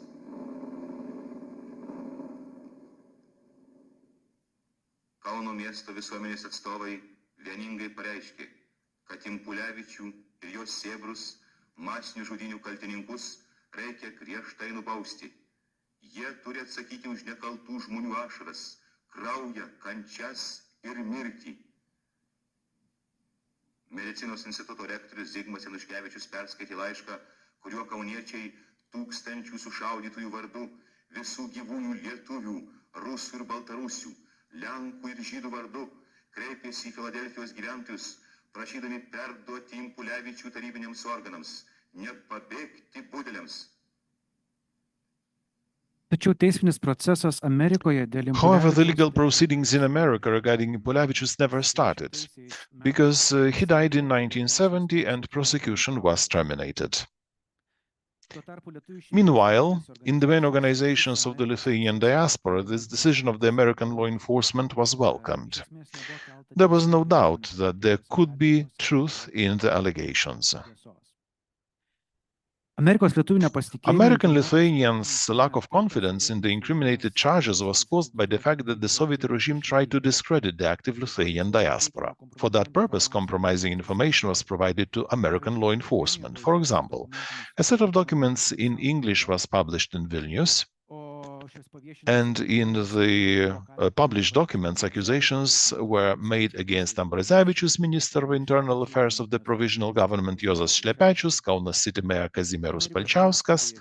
In the American media, these individuals were accused of collaboration with the Nazis, anti-Semitism, and persecution of Jews. Ambrazevičius was named one of the most important war criminals from Lithuania who lived in the US. The American Lithuanian community took urgent measures to protect the image of Ambrazevičius and Provisional Government of Lithuania. Finally, as no evidence was found, Ambrazevičius and Šlepetis were found not guilty.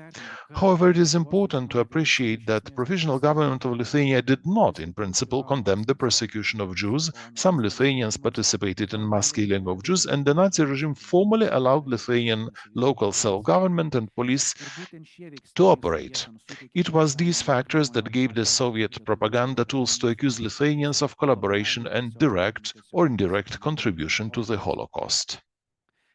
The resonance of the search for war criminals in the American public gradually increased. Therefore, the insightful Congressmen Joshua Eilberg and Elizabeth Holtzman initiated in 1978 in the United States Congress the amendment to the Immigration Act regarding the prosecution of war criminals. In the public area, this addition became known as the Holtzman Amendment. According to it, every person who ordered, incited, assisted, or otherwise participated in the persecutions of any person for racial, religious, national reasons or political beliefs in Nazi Germany and the occupied territories in 1933 to 1945 was considered a war criminal. Soon in 1979, the Office of Special Investigations was established, the American Department of Justice. It was a special unit responsible for investigating Nazi war crimes and taking legal actions against suspected American citizens. Specialus ir atsakingas už nacių karo nusikaltimų tyrimą ir teisinius veiksmus prieš įtariamuosius Amerikos piliečius. However, as the accusations in the American press became more and more radical, especially after the establishment of OSI, the hostility of Lithuanian diaspora regarding the prosecution of war criminals increased. The Lithuanian diaspora was not inclined to cooperate with the Special Investigations Department. Therefore, this Office of Special Investigations was primarily used as blanket accusations against all Eastern European diaspora communities. And they did not understand that compromising and disinformation are one of the most prominent tools of the Soviet regime in the fight against the politically active Lithuanian diaspora. But the American justice system was still learning how to deal with war criminals. It is important to consider that bringing suspects to justice was a difficult process. Evidence was limited, and its authenticity was problematic. Meanwhile, defensive reaction prevailed in the American Lithuanian press. All the accusations were negative, they were considered discrediting the entire diaspora. This became evident when the case against Karl Lin, an Estonian living in the United States, began. He was deported to the Soviet Union, where he died a couple of months later in the Leningrad prison hospital. Now, let me give you again a brief video from his deportation procedure. Auf Anordnung des obersten Bundesgerichts wurde Karl Linnas in New York in eine tschechoslowakische Linienmaschine gebracht. Er soll im Zweiten Weltkrieg als KZ-Kommandant in Estland an der Ermordung mehrerer hundert Juden beteiligt gewesen sein. Beim Einsteigen leistete er heftigen Widerstand. Der 67-Jährige wurde in die estnische Hauptstadt Tallinn gebracht, wo er vor 25 Jahren in Abwesenheit zum Tode verurteilt worden war.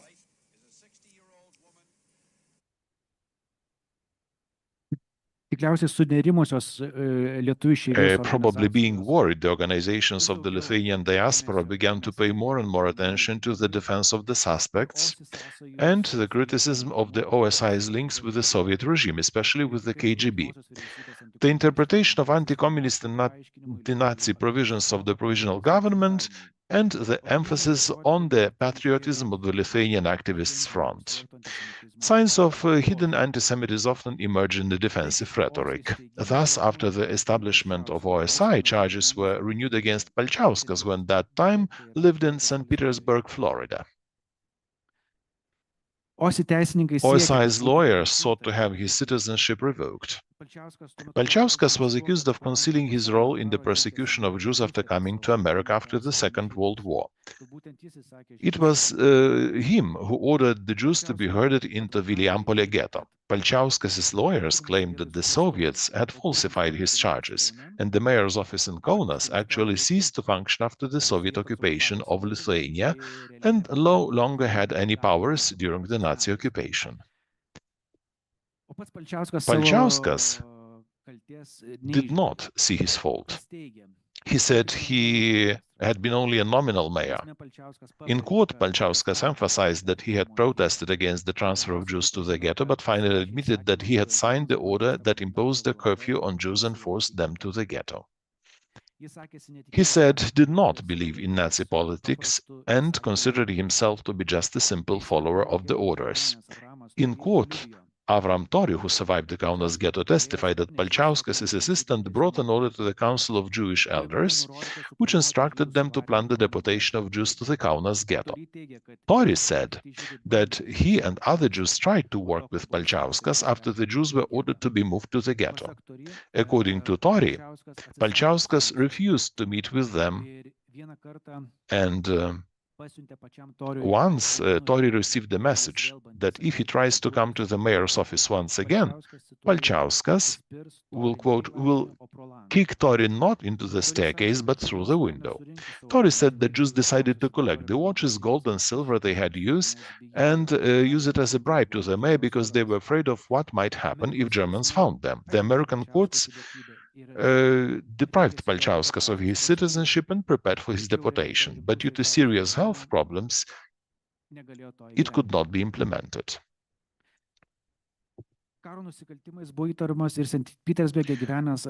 Jurgis Juodis, a painter who lived in St. Petersburg, also was suspected of war crimes. The accusations of the Soviet regime were reflected in a documentary film created by Lithuanian Film Studio. He was suspected of participating in massacre of Jews. Again, short video about Jurgis Juodis.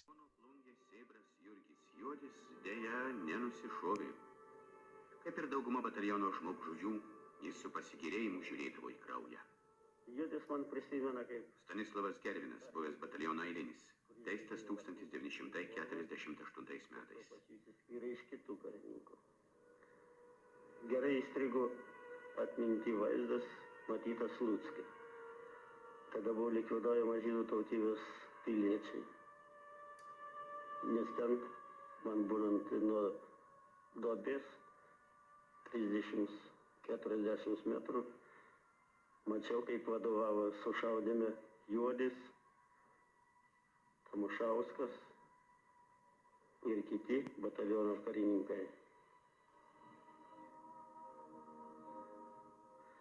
Nu ir kurios dar turėjo gyvybės žymių, daugiausiai karininkai ir esesininkai iš automatų pribaigdavo. Ir Juodis taip pat dalyvavo.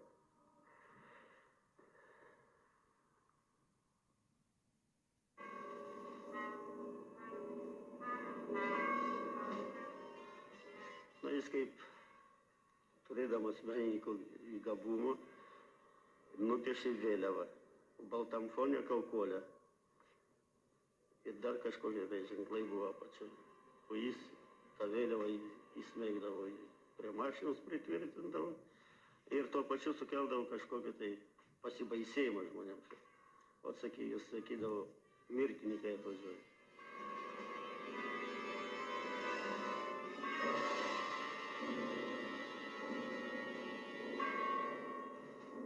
Jurgis Juodis.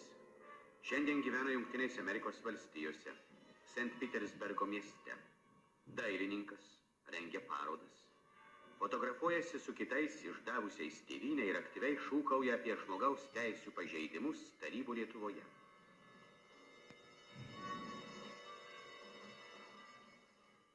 Kokių teisių? Teisės žudyti? Teisės likti nenubaustam?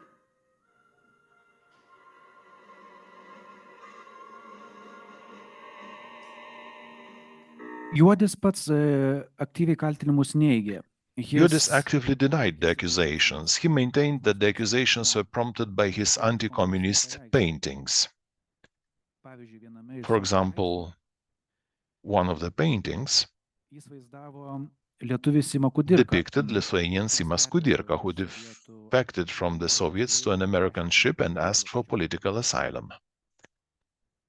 The case of Juodis received considerable attention in the American media. It shaped the image of Juodis as an extremely hard-working family man. Incited sympathies and thoughts whether such person could be a murderer. American press also wrote a lot about Juozas Kungis, who lived in Clifton, Virginia, who received a lot of attention in the American press and was accused of collaborating with Nazis participating in killing over 2,000 Lithuanian Jews near Kėdainiai. The Soviet regime provided videotaped witness statements to the United States law enforcement. They claimed that Kungis was seen at the places of massacres and shot the Jews himself. However, during the trial of case in the United States courts, it was found out that the main testimonies recorded in videos were not liable. It was believed that the KGB could have coerced witnesses into giving false testimony. As a result, a federal judge in New Jersey rejected OSI's attempt to strip Kungis of his American citizenship. However, Kungis remained deeply concerned about his reputation, especially in front of his neighbors. He lived on a quiet street where many of his neighbors were American Jews. Sometime later, after the trial ended, someone drew a swastika on a garage door of Kungis's house. In 1978, Liudas Kairys, who lived in Chicago, Illinois, was publicly accused in the United States press. He was accused of having worked as the guard of the SS camp in Travniki, and later as a guard at the Treblinka concentration camp in Poland. Withholding his invasion while immigrating to America was also found. Kairys embodied the image of a successful, hard-working emigrant. The media of the United States fueled the image that a supposedly virtuous Lithuanian was actually a Nazi collaborator. He worked long hours at a candy factory in the suburbs of Chicago, bought a house, took care of his family, accepted American citizenship, and did not raise any suspicions. He earned favorable reputation among his compatriots. Kairys repeatedly refused to speak to journalists, who interviewed his co-workers, neighbors, but their assessments were always the same. Liudas is a worker, not a talker. Neighbors describe him as a polite but aloof person who spent a lot of time cleaning his house and tending to his collection of Lithuanian stamps and coins. However, as the flow of accusations did not decrease, Kairys informed the media that his collaboration with the Nazi regime was limited to digging fence posts, repairing railway tracks, and building barracks. He claimed that all journalists who identify him with camp supervisor Ludwig Kairys, about whom information was published in occupied Lithuania, must be communist agents. According to Kairys, the Soviets fabricated the charges because he was collecting documents about the Nazi and communist crimes. However, after the investigation, the court established that Kairys is the same person as Liudvikas Kairys, who was trained to work as a guard in the SS camp in Travniki and later worked as a guard in the Treblinka concentration camp in Poland. When Kairys arrived in Treblinka, the camp consisted of two sectors: the better-known death camp and the other side that was called labor camp, to which he was assigned. This second camp housed Jews who were sent to work in railway brigades and nearby quarries. After many years of trials, Kairys lost his United States citizenship in the Chicago court and in 1993 was deported to Germany. He died a few years later. In 1983, the United States Department of Justice opened an investigation against Alexander Lileikis. However, the investigation was soon stopped due to lack of documents. After the restoration of Lithuania's independence, the staff of the Special Investigation Department resumed the investigation and found documents signed by Lileikis. In 1994, the issue of depriving him of his citizenship began to be considered with the Department of Justice Special Investigation Department. Lileikis was accused of persecuting Jews while he was in charge of Vilnius District Security Police. White campaign against Lileikis was organized in the American press. Lileikis was stripped of his American citizenship and on advice of lawyers he did not wait for deportation but left America and settled with his relatives in Vilnius. Criminal case was brought against him in Lithuania, but according to the laws enforced, Lileikis could not be brought to court due to poor health. The Commission of Experts allowed Lileikis to be invited to court hearings but warned that any stress could be fatal to his life. In 1998 November, Lileikis came to court in a wheelchair. However, after Lileikis declared that he was innocent, he had an attack of angina pectoris and was taken from the courtroom to the hospital. Finally, Lileikis died in 2000 after he was declared unable to participate in his trials due to the health state. Because of the lack of time, I will not go into specificity of this case. I'd like to show again short video about the trial process and its assessment by the Lithuanian society.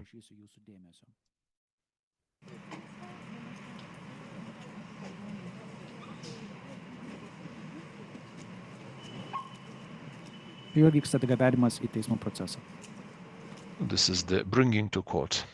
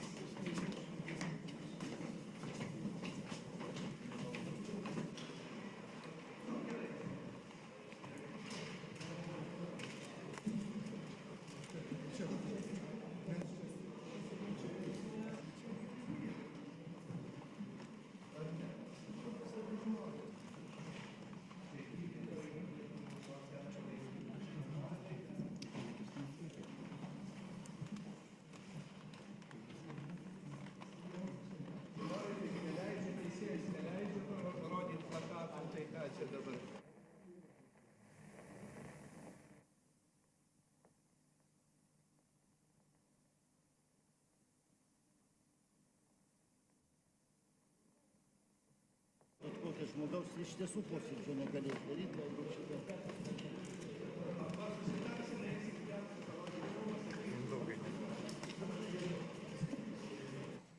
Daugiau savanorių. Taigi jie važinėjo kaip piligrimai, kaip praleisti ten kažką.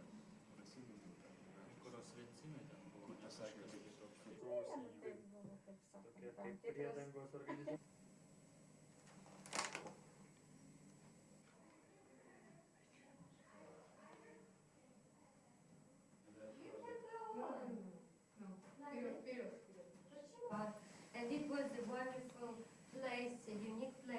The problem is, I suppose, is that old age, I suppose.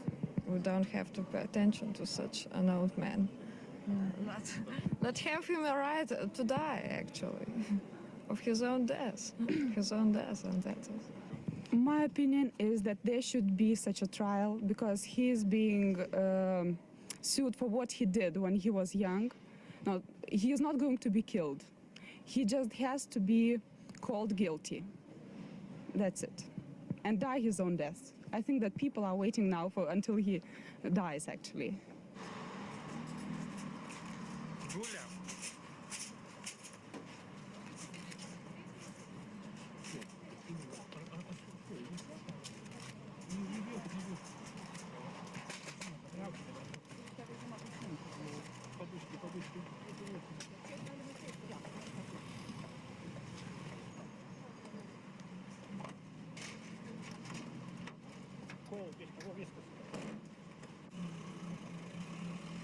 Deja, Lietuva atkūrus nepriklausomybę.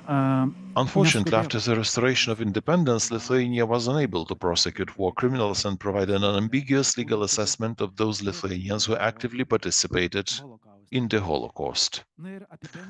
In conclusion, I'd like to mention that the American legal system did not prosecute war crime suspects as criminal because the war crimes were committed in Europe, not in the US. However, when the defendants were found to have provided false biographical information upon entering America, they faced the risk of losing their citizenship and being deported. In this report, I presented only a part of the cases initiated in the United States against Lithuanians suspected of war crimes. There could be more of them, but general trend is clear. Trials were delayed, there was a lack of evidence, and in the end, all escaped actual punishment. I also tend to emphasize that during the Cold War and after the restoration of Lithuania's independence, images of Lithuanian diaspora and Lithuania were formed both in America and Israel as avoiding the prosecution of war criminals.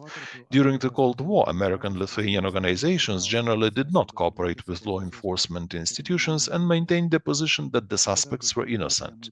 On the other hand, most of the names of the suspects were obtained from the Soviet Union. As a result, evidence was lacking, was problematic, or not verified. In addition, the Special Investigation Unit lacked competence in evaluating them and often simple honesty. And the OSI tended to use manipulative rhetoric, generalized accusations against all immigrant communities in the Baltic countries. The officers of the Special Investigation Department lacked knowledge of the specifics of history of Central and Eastern Europe. It is also important to note that the prosecution of war criminals was made more difficult by the American media, which as if chased sensations, boldly publicly accusing the suspects despite the lack of evidence. At the same time, it should be emphasized that the American legal system itself was still learning how to deal with the cases of war criminals. Bringing war criminals to justice has been a convoluted and complicated process. That's from my side. Thank you. Ačiū Justai už šio sudėtingo ir jautraus tikrai proceso. Thank you, Justas, for the review of this painful and sensitive process. The echoes have been reaching us till today. And now, before giving the floor to our last speaker, I have perhaps one question from the audience for you.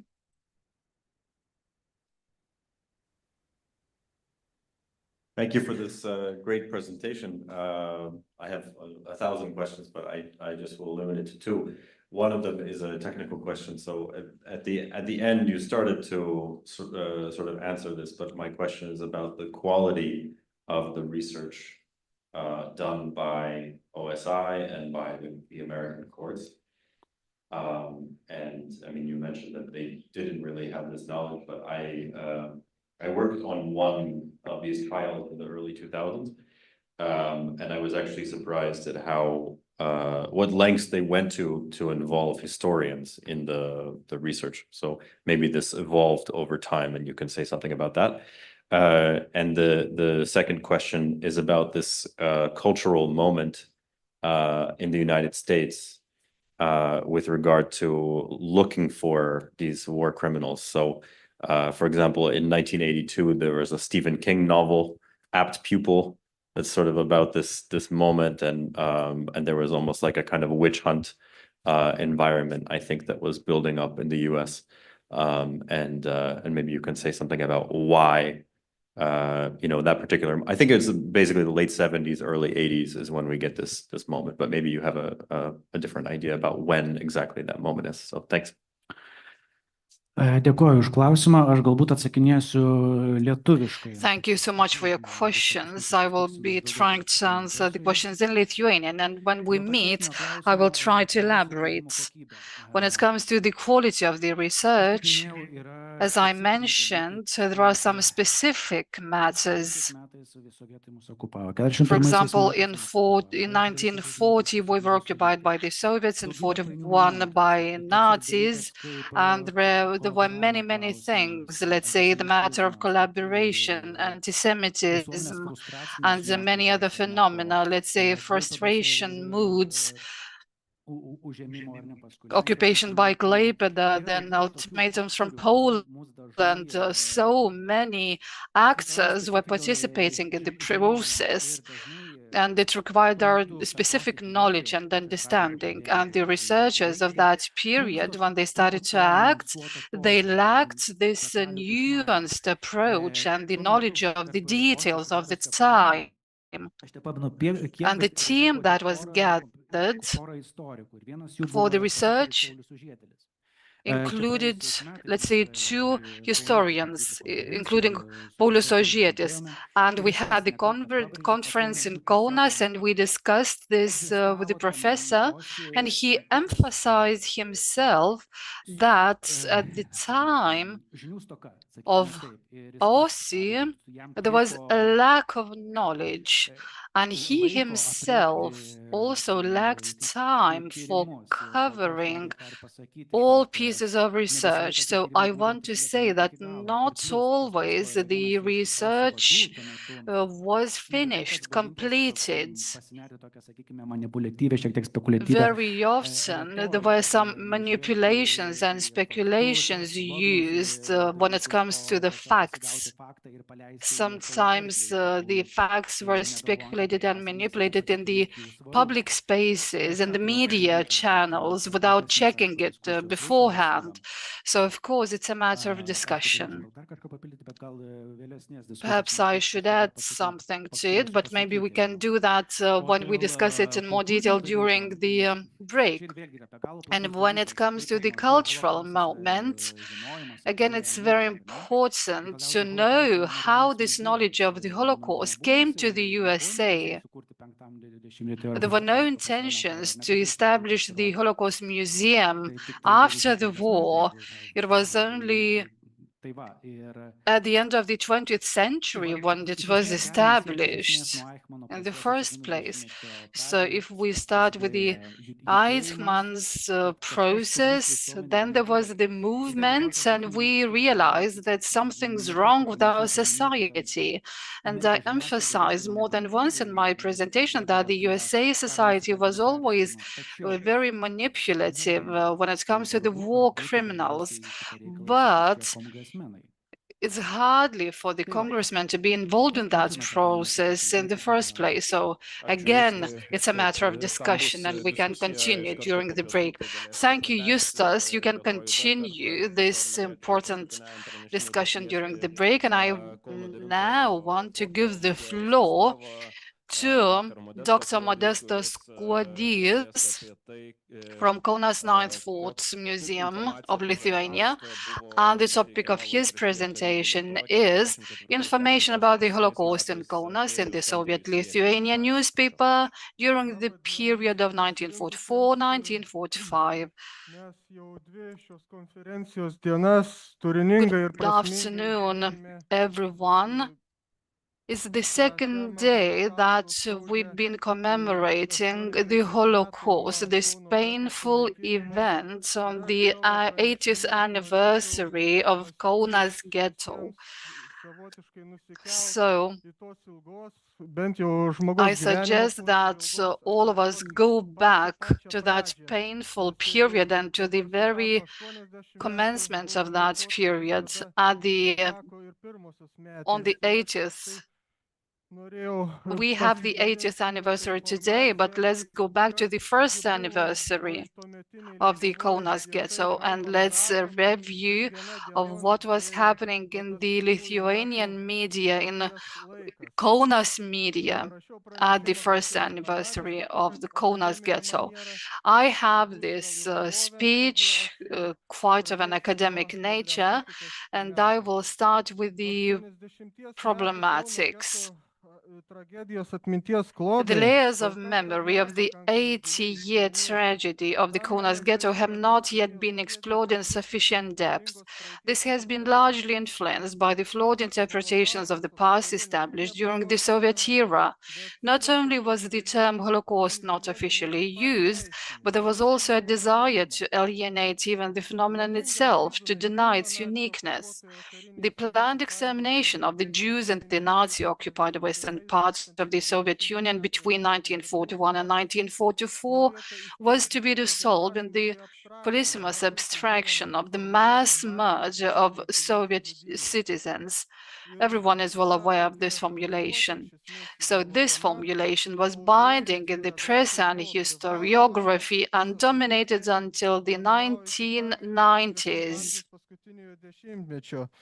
It may be added that it reached its public symbolism culmination in Kaunas on the 15th of June 1984 with the inauguration of the enlarged and renovated Ninth Fort Memorial. And we are situated here today in one of the complexes of that building. These general observations are well known to anyone interested in history.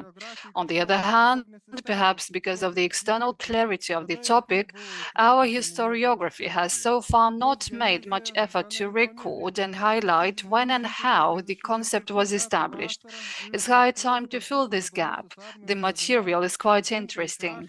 In the summer of 1944, when the propagandists of the Lithuanian press returned to their homeland from Moscow with the avalanche of the Red Army, they were faced with a considerable challenge. They had to set about explaining to the public how they should understand what happened to the Jews. But the desired image dropped from above by the ideologies of the Communist Party did not fit well with what contemporaries had seen and experienced only yesterday. This collision is what essentially defines the problem of our report. Its main aim is to reveal how much and what kind of information about the Holocaust in Kaunas in 1944-1945 was provided to the readers by one of the most important newspapers of the Republic at the time, Soviet Lithuania, Tarybų Lietuva. In order to achieve our goal, we analyzed the nature of the selected articles, recorded the stages of change in the interpretation of the information, and tried to explain, summarize, and evaluate the trends that emerged. The main source of our research is the press organ of the Presidium of the Supreme Soviet of the Soviet Socialist Republic of Lithuania. We chose it because of its certain connection with Kaunas. Exactly 1 month after the first Soviet occupation, on the 16th of July 1940, the country's largest daily newspaper, Lietuvos Aidas, Echo of Lithuania, was renamed Lithuania of Labor, Darbo Lietuva. Later, in the same year, it was renamed Soviet Lithuania, Tarybų Lietuva. That I will refer to later on. From 1942 to the middle of 1944, the newspaper was printed in evacuated Moscow.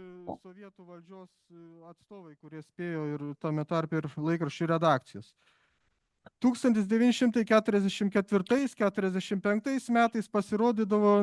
1944 and 1945, 3 issues a week had appeared.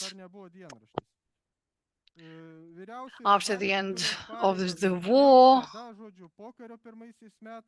the publication, whose editor-in-chief was Jonas Šimkus, as in 1940-1941, when the Soviets occupied Lithuania. Later on, the publication was taken over by the Kaunas City Committee, which eventually led to the title of the newspaper, Kauno Tiesa, in 1950. It's important to emphasize at once that in 1944-1945, the pages of Soviet Lithuania didn't yet deal with Kaunas issues. It was not the newspaper of the region or the city. Essentially, it was the second daily newspaper of the country to present a balanced panorama of current affairs of the whole country. There was no focus on Kaunas specifically. And when it comes to the articles,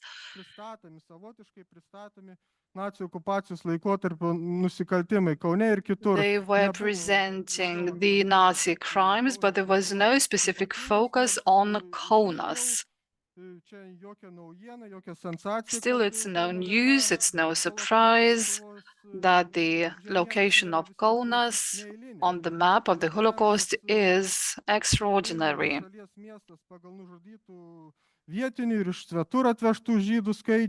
must be stressed that it's the second city in the country after Vilnius in terms of the number of local Jews killed and the number of Jews brought from abroad. Moreover, in Kaunas, the ghetto existed almost 1 year longer, which means that the horror continued longer as well. It was only in early July 1944 that the Nazis began to completely liquidate it when the Soviet Red Army stormed Vilnius, which was 100 kilometers to the southeast on the banks of the same river Neris. And the distance between Kaunas and Vilnius is only about 100 kilometers. So this brutality, this horror, inhumane treatment of people was caused by this rush. Kaunas, as the provisional capital of the First Republic of Lithuania, was the cradle of a distinctive Lithuanian socio-political culture, which was no stranger to anti-Semitic thoughts. It was here that the Lithuanian urban stratum grew rapidly between the two world wars, here that its efforts to eliminate Jewish competition in business were first and most vividly manifested, and here that the theoretical assumptions of that opposition were formed, which were used to great effect in 1941 by the Third Reich emissaries, mobilizing local collaborators to carry out genocides. So the circumstances for the genocide were really favorable at the time. As for the quantitative sample of the study, it should be noted that about 30 articles presenting various episodes of the Holocaust appeared in Tarybų Lietuva in 1944-1945.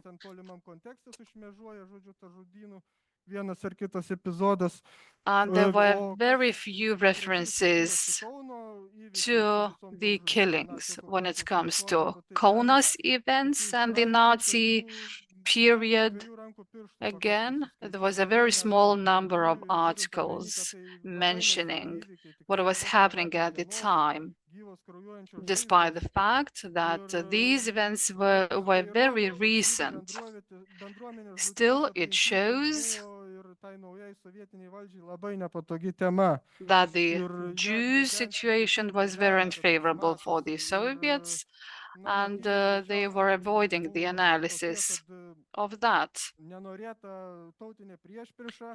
It can be assumed that the subject was avoided for fear of further deepening national antagonism and confirming the insinuations in the Lithuanian communication media during the Nazi occupation that the Soviet government was Jewish domination.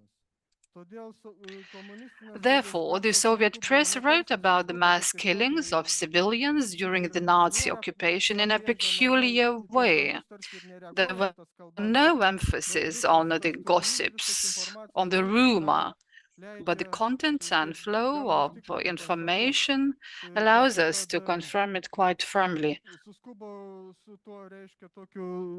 It concealed many things and tried to replace the recent reality with a politically engaged image. They were trying to rewrite this recent history at the time, and we can state that by the time of the first anniversary of the destruction of the Kaunas Ghetto, this rewriting of history had already taken place in the pages of Soviet Lithuania. And this process, in our observation, can be divided into 3 chronological stages. So, summer of 1944, summer I mean from July from the middle of July, when the territory of the Republic of Lithuania was reached by the Soviet army. Then, autumn of 1944, let's say finishing in December, or maybe in the eve of New Year, and then at the end of 1944, till the first half of 1945. And I will try to somehow highlight all the trends and to evaluate the change, the shift in the attitude of society. The first stage is a kind of psychological preparation for the return of Soviet power. Again, it relates to the coverage of the audience, and we can also assume that there were some alternative sources of information, because there were no official sources of information, only Lithuanian press, more or less, which needed to act for society, for the readers. So the aim was to reassure the Lithuanian population that fewer of them would retreat to the west, that fewer of them would dare to desperately resist the liberators. Galimybių buvo ir aišku, kad mažiau atsirastų tų bandančių desperatiškai priešintis, įsilieti į ginkluotą pogrindį ar ten dėtis prie tų. There was a lot of anxiety back then. There were attempts to stop people from being involved in the forces of the Reich, and this press of Soviet Lithuania seems very paradoxical. I called it lyg niekur nieko šlovinama lietuviška būtent ta valia priešintis naciams. It's about the Lithuanian will to praise the 16th Division of Lithuania. It's very sweet and pathetic rhetorics about the bravery of the soldiers of the 16th Division at the front. There's one more episode at the end of April of 1944, when the newspaper Tarybų Lietuva reprinted an article by Ilya Ehrenburg, a prominent Soviet writer of Jewish origin, which had been published in Pravda a little early, about a promising literary figure, Abraham Sutskever, who had joined the ranks of the Red Partisans from the Vilnius Ghetto. Interestingly, the author in his text was very friendly towards Lithuanians and praised them for their help to the fighters. There were no reproaches about the anti-Semitism or genocide. It was only said that the Germans were to blame.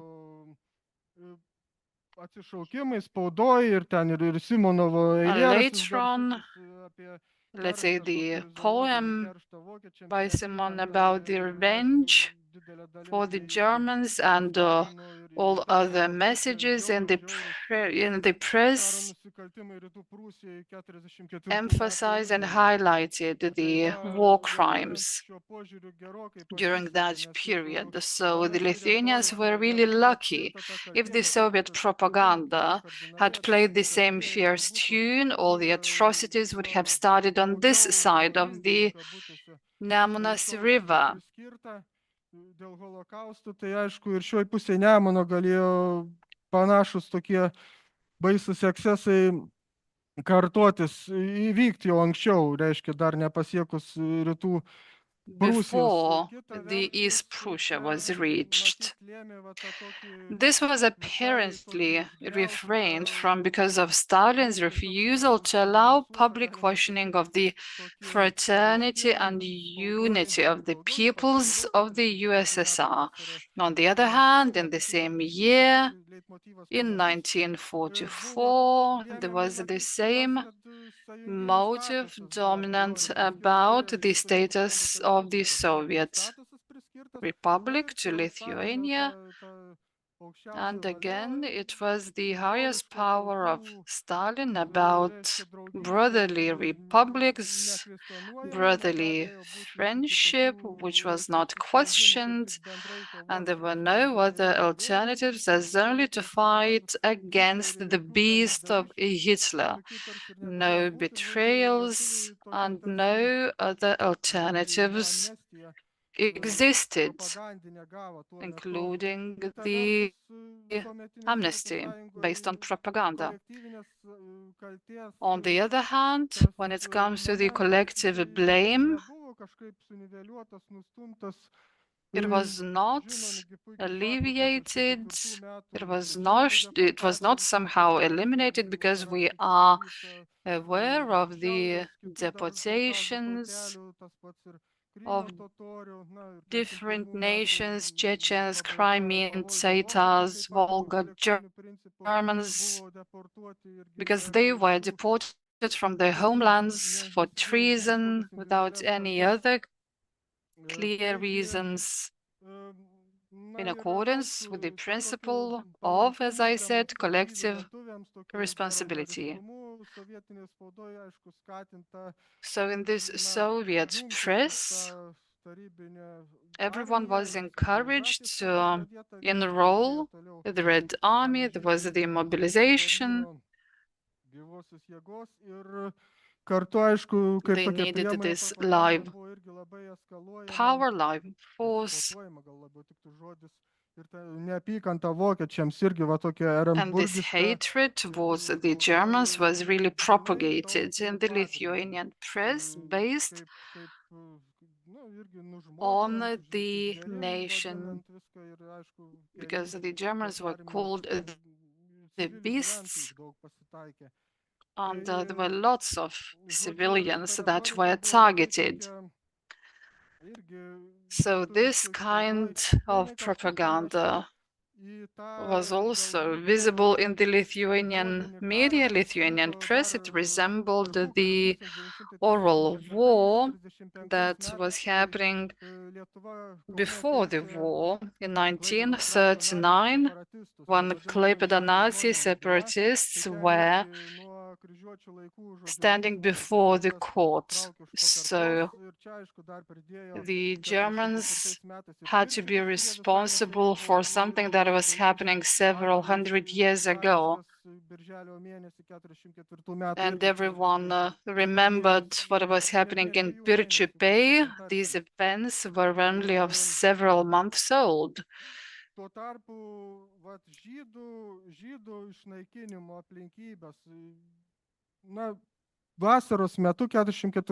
And when it comes to the circumstances of the extermination of Lithuanian Jews, the truth was hidden. The newspapers were saying that it was true that the bloody deeds of the German beasts needed to be analyzed, and they were written about quite often in the newspaper, without mentioning the nationality of the victims and the circumstances surrounding them. Despite the battles in the territory or around Kaunas, and despite different episodes in, let's say, Vilijampolė.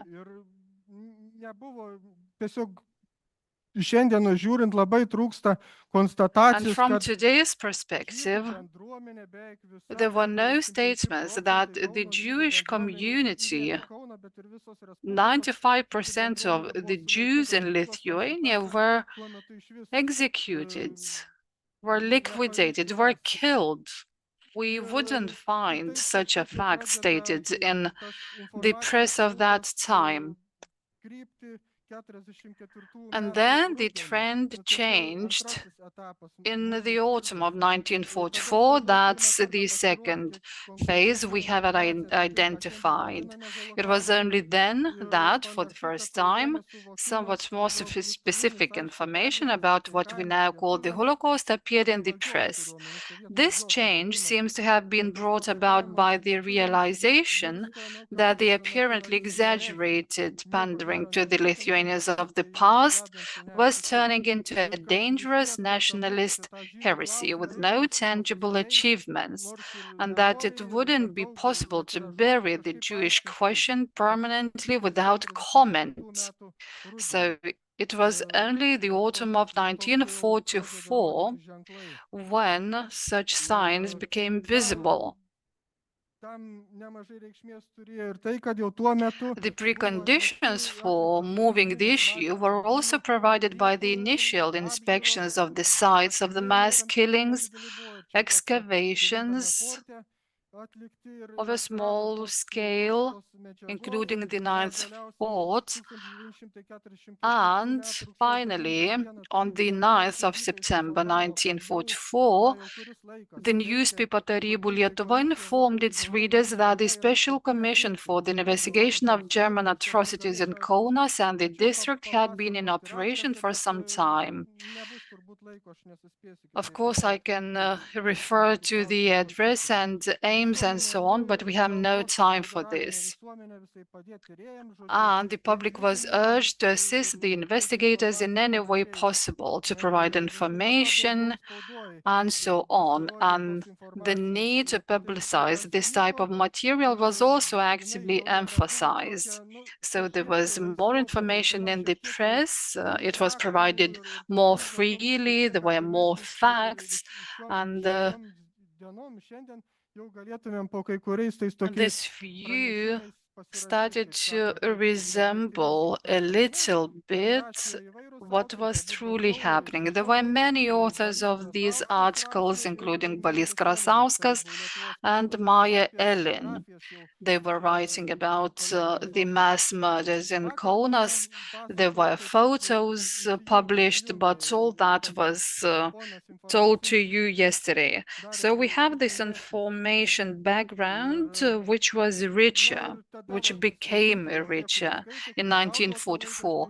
So the readers who were receiving the newspaper had an opportunity to find out what was happening in Kaunas Ghetto in Vilijampolė, and in this way they learned that the Nazis had concentrated about 30,000 Jews in the ghetto of Vilijampolė at the end of the summer of 1941, of whom only about 7,000 survived until the summer of 1944.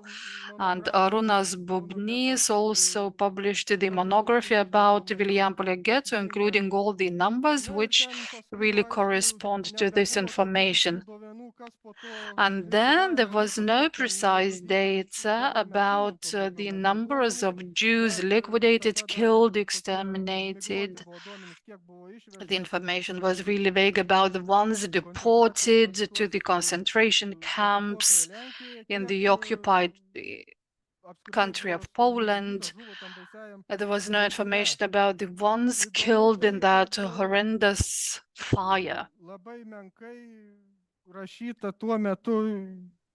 There were very few messages about the Nazi occupation at the beginning of July 1941, about those events. Only one article abstractly stated that these were the days of bandits and thieves in Kaunas. There was no specifics about Lietūkis garage, and until the middle of July 1945, there was no information about Lietūkis garage, about those pogroms. at the turn of June and July in Vilijampolė, and there was no information about killings in the 9th fort. Only afterwards, at the end of the year, there was a broader article depicting the events. The focus was on the autumn of 1941 massacres only. It was mentioned that it started in the 4th fort, but mainly about the mass exterminations in the 9th fort. It was then that the data on the number of people killed in this place also became public for the first time. It was announced that there were over 70,000 people killed. The nationalities were not emphasized. It was only said that these were foreigners. Despite the memorial plates we have now, the number was heightened to 80,000 people killed.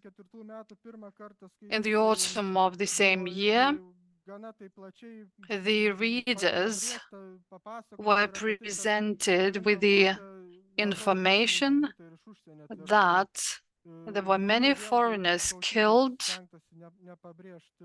in the cells of the 9th fort. The emphasis was on French people.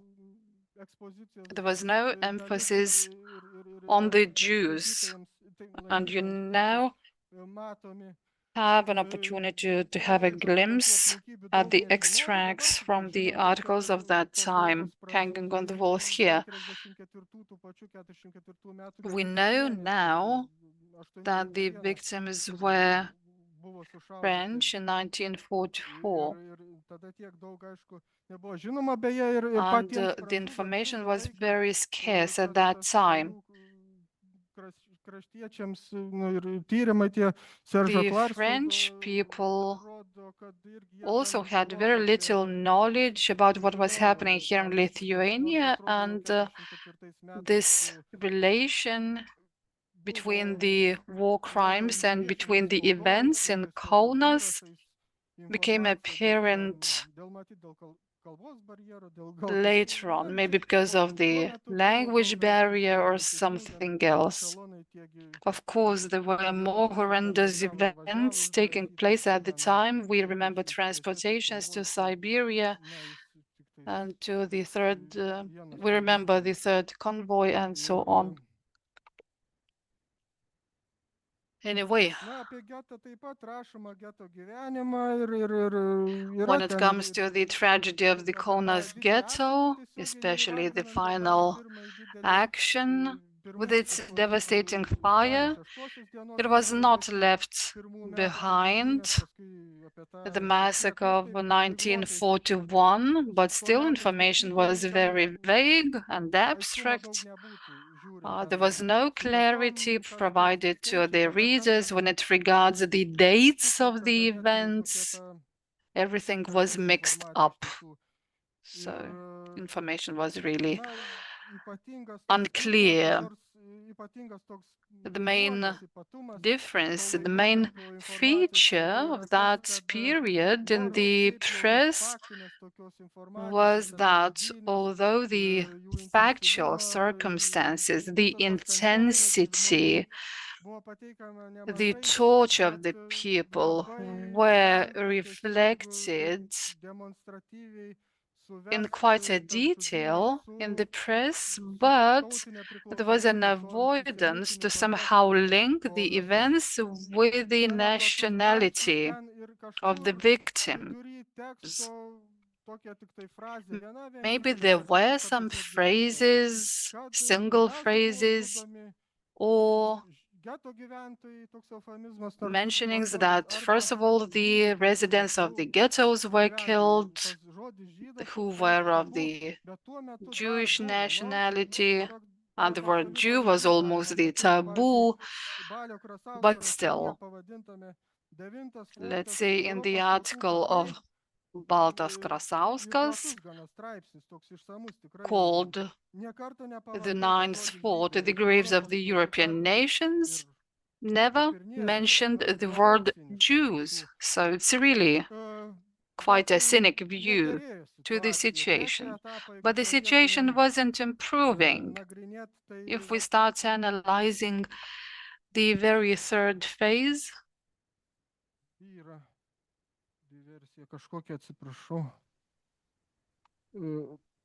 Taip.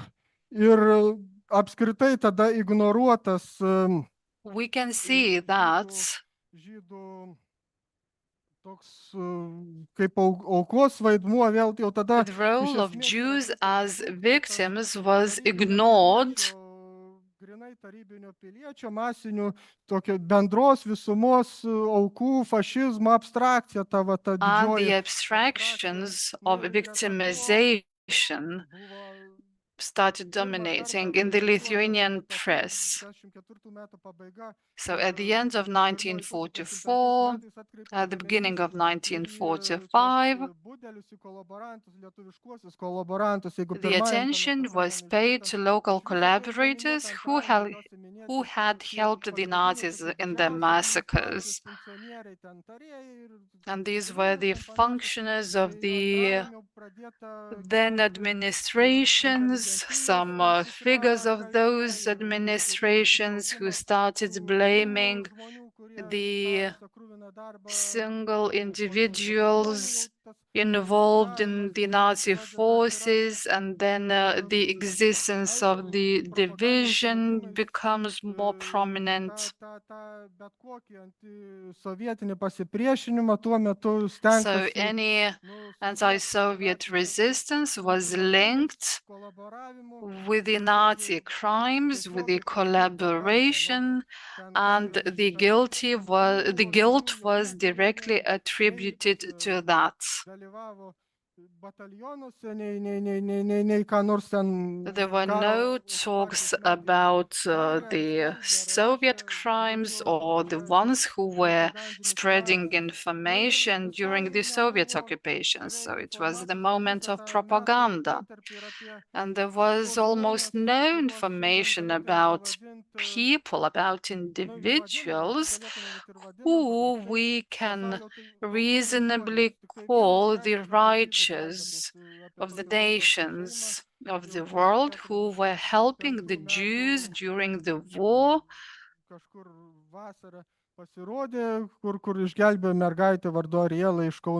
And there was only one mentioning of a person in 1945 of the family who saved the girl named Ariela. So this shows this trend of the very first years of the Soviet occupation, of this lawful and flawed education of the Holocaust. And now I can only state that the episodes of the Holocaust were quite isolated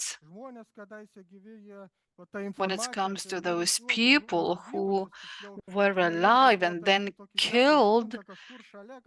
Everything was pushed to the ghetto outside the city, to the inside of the ghetto, and then there was this paradox that we have observed till today.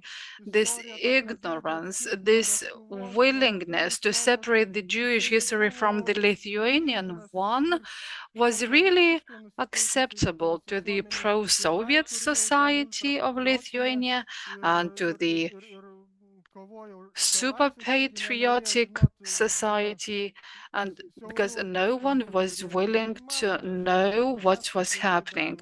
We can observe the same trend in our today's media, in our social channels, these pathologies, social pathologies, if we can call it like that. And thank you so much. Thank you, Modestas. As we are late for our lunch break, let's agree that we will ask all the questions during the discussion session. And now you can have lunch and you can also visit the exhibition here in the museum. And let's come back here at 1:30. Thank you.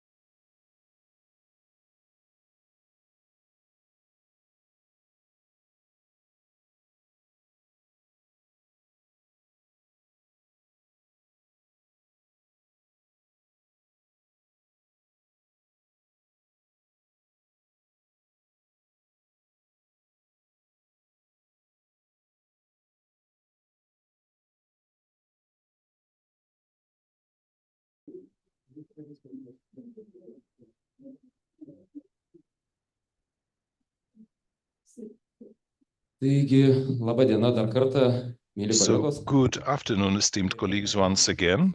This is the last part of our conference.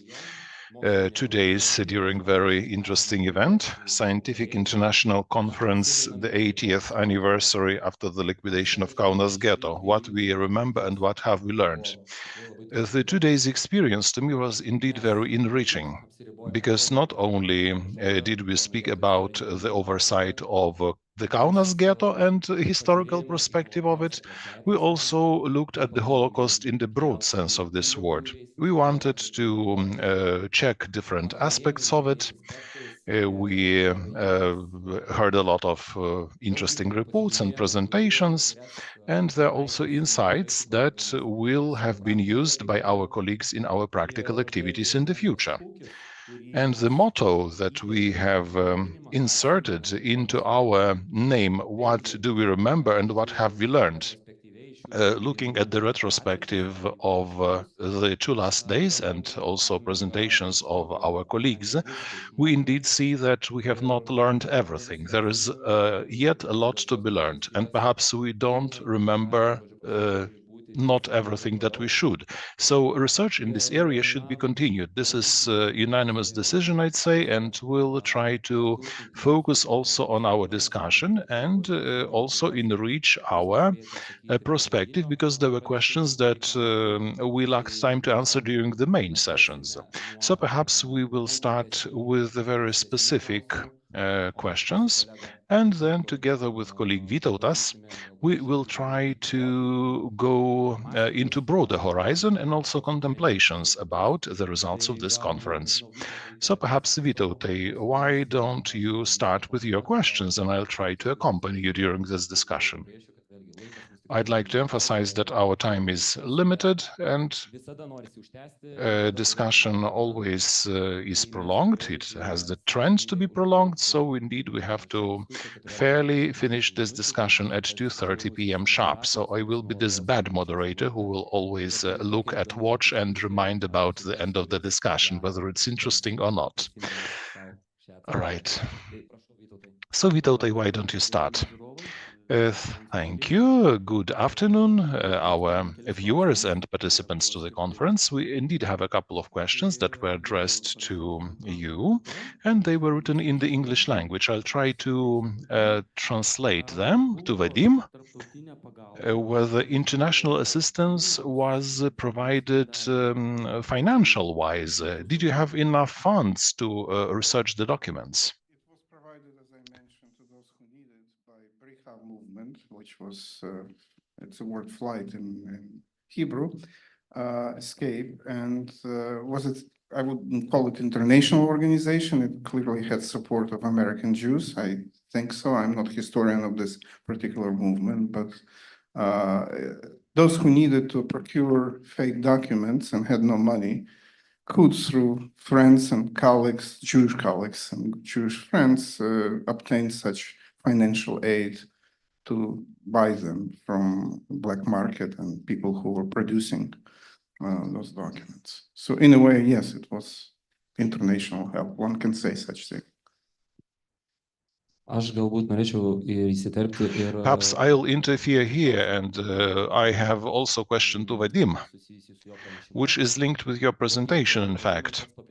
Vadim, you've emphasized that while researching the faiths, I would reiterate to yesterday's Arūnas' presentation while we discussed Stutthof aspect of Kaunas Ghetto prisoners. Is it possible to do some comparative analysis concerning Šiauliai, Kauna, Vilniaus Ghetto, and Šiauliai phase? Are there any different from Vilnius or Kaunas? Or why Šiauliai is different from Vilnius or Kaunas? Why this ghetto is different from other Lithuanian ghettos? And in broader perspective, also concerning other ghettos that were established by Nazis. Okay. Well, I'm planning to write the whole book about it, so, but just very briefly, I would not compare Šiauliai Kaunas Ghetto with Vilnius Ghetto. It's completely, not completely, but very different story. But Kaunas Ghetto and Šiauliai Ghetto are comparable in many ways because they were both liquidated more or less at the same time in July 1944.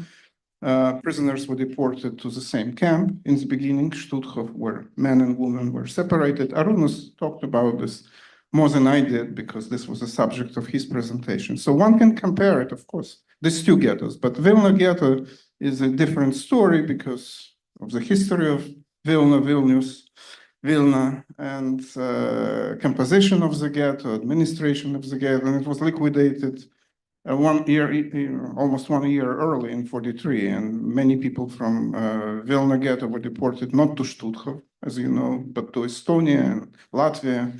So it's a different story.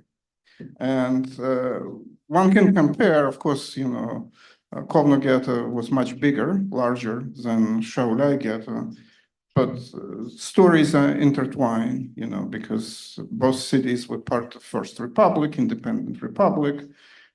People in both ghettos could communicate very easily in Lithuanian, given the history of these two cities. And so it's just one is bigger, another one is smaller. And you have, you know, I mean, people always emphasize a lack of cultural activities in Šiauliai Ghetto and, you know, and concerts and performances, you know, which we know very well here. And there were no Kedushin who photographed. You know, there are many differences, but when it comes to destiny of people who were in ghettos, I would say they're very, very similar in a way. Taip, ir turime dar vieną klausimą. Indeed, and we have one more question. Do you know where Ephraim Gens was buried? Is his burial place in Lithuania or outside? He buried not in Lithuania. His wife and little daughter, he was arrested in 1949, and the moment he was arrested, or very soon, they left for Moldavia at that time, Soviet Republic of Moldavia. His wife had a friend, childhood friend, who lived there, and being afraid that after arrest of her husband, she will be arrested too, and being fearful for the fate of their daughter, second daughter, who was born after World War II, she made decision to leave Lithuania. They lived in Klaipėda after the war and went to Moldova. And when Ephraim was released from Gulag in 1956, he returned not to Lithuania, but went to the place where his family lived, Moldova, where he died. You know, so he's buried here. He visited Lithuania once in mid-60s with his daughter. I know this not because he left memoirs. I talked to his daughter who lives in Israel. Ačiū. Thank Gal you. galite pasakyti dar? Perhaps you could elaborate more. We'll still be with Vadim because he's our first interlocutor during this session. Have you noted some tensions or a negative reaction from people who were liberated from Stutthof? That perhaps they should be transported westbound, not to come back to the Soviet Union territory because of the fear of some repressions again. First of all, I don't think anyone was asking their opinion at the time when they were liberated. You know, they were liberated, as I said, by Red Army, Soviet Army, and well, I don't need to explain Lithuanians. These people don't ask questions or opinions. So everyone who was liberated by Soviets and let's say was in need of medical help, they clearly, I mean, definitely, they would not send them to Bavaria, which at that time was not even liberated, right? But back to Soviet Union. And one of the most famous cases, I think I already mentioned, Primo Levi, famous Italian writer, right? He was liberated at Auschwitz and it took him 6 or 8 months to get back to Italy, traveling through the half of the Soviet Union. So I didn't encounter any testimonies where people were saying, I'm liberated at Stutthof, but I don't want to go back to Lithuania or Belarus or any other place. I would like to go to Western zone of occupation. They would be immediately taken, not to the hospital, but to other facilities if they would express such opinion, in my view. Ir Justas nori papildyti Vadimą. Justas would like to update Vadim's opinion. I'd like to add, while listening to your answers, that this worry of fear about getting back to Šiauliai because of anti-Semitic incidents, potentially, I've remembered one monography that back in 1977 in Šiauliai, there was anti-Semitic excess or incident which core was that at that time one ice cream seller was accused of trying to poison children in Šiauliai. The situation was very elementary, that ice cream seller just put more sugar on it, and some children, while coming back, complained about stomach aches. And indeed, a lot of people gathered together, a group of people that were indeed not happy, and perhaps there was no direct violence, but a local militia, local security service interfered in that situation. So in 1977, although 30 years passed after the Second World War, there were some incidents on this national, with this national background. So just to explain the situation. So let's turn to Andrea. Also very interesting presentation, and it is important and special to us because conditionally, as long as the Ninth Fort, which was established in 1959, that was opened for public at that time, because of political reasons, it's obvious that this topic could not be raised then, at that time. It was very abstract that people from foreign countries were brought here and they were killed, exterminated, and that was the scale of Nazi crimes. But while people were deported from Munich or Vienna, 5 trains that were brought here. So why and how they did not reach Riga? This is the new aspect. Perhaps that was discovered during the last decade of the 20th century, I think. Is it so? I mean, we already discussed, thank you, we already discussed this question after my presentation, that it's really, really difficult to say why they did not reach Riga and came to Kaunas. And I have to say that I don't really know when this kind of research started about this question. I mean, in Germany, we have the situation that for many of the places where the transport left, we do have this kind of local initiatives where, like, for example, the city of Munich would commemorate and local historians would do research about where the transports would go to and what the conditions were like. So we always had this kind of local research for the places where the transports departed from.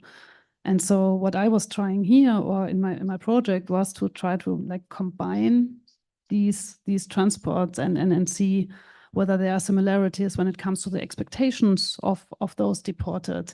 Like the example of this young Viennese Jews from who was deported. Well, she thought on the train, she still thought that she would come to Riga and would live there. And then she was brought to Kaunas and was killed 2 days after her arrival.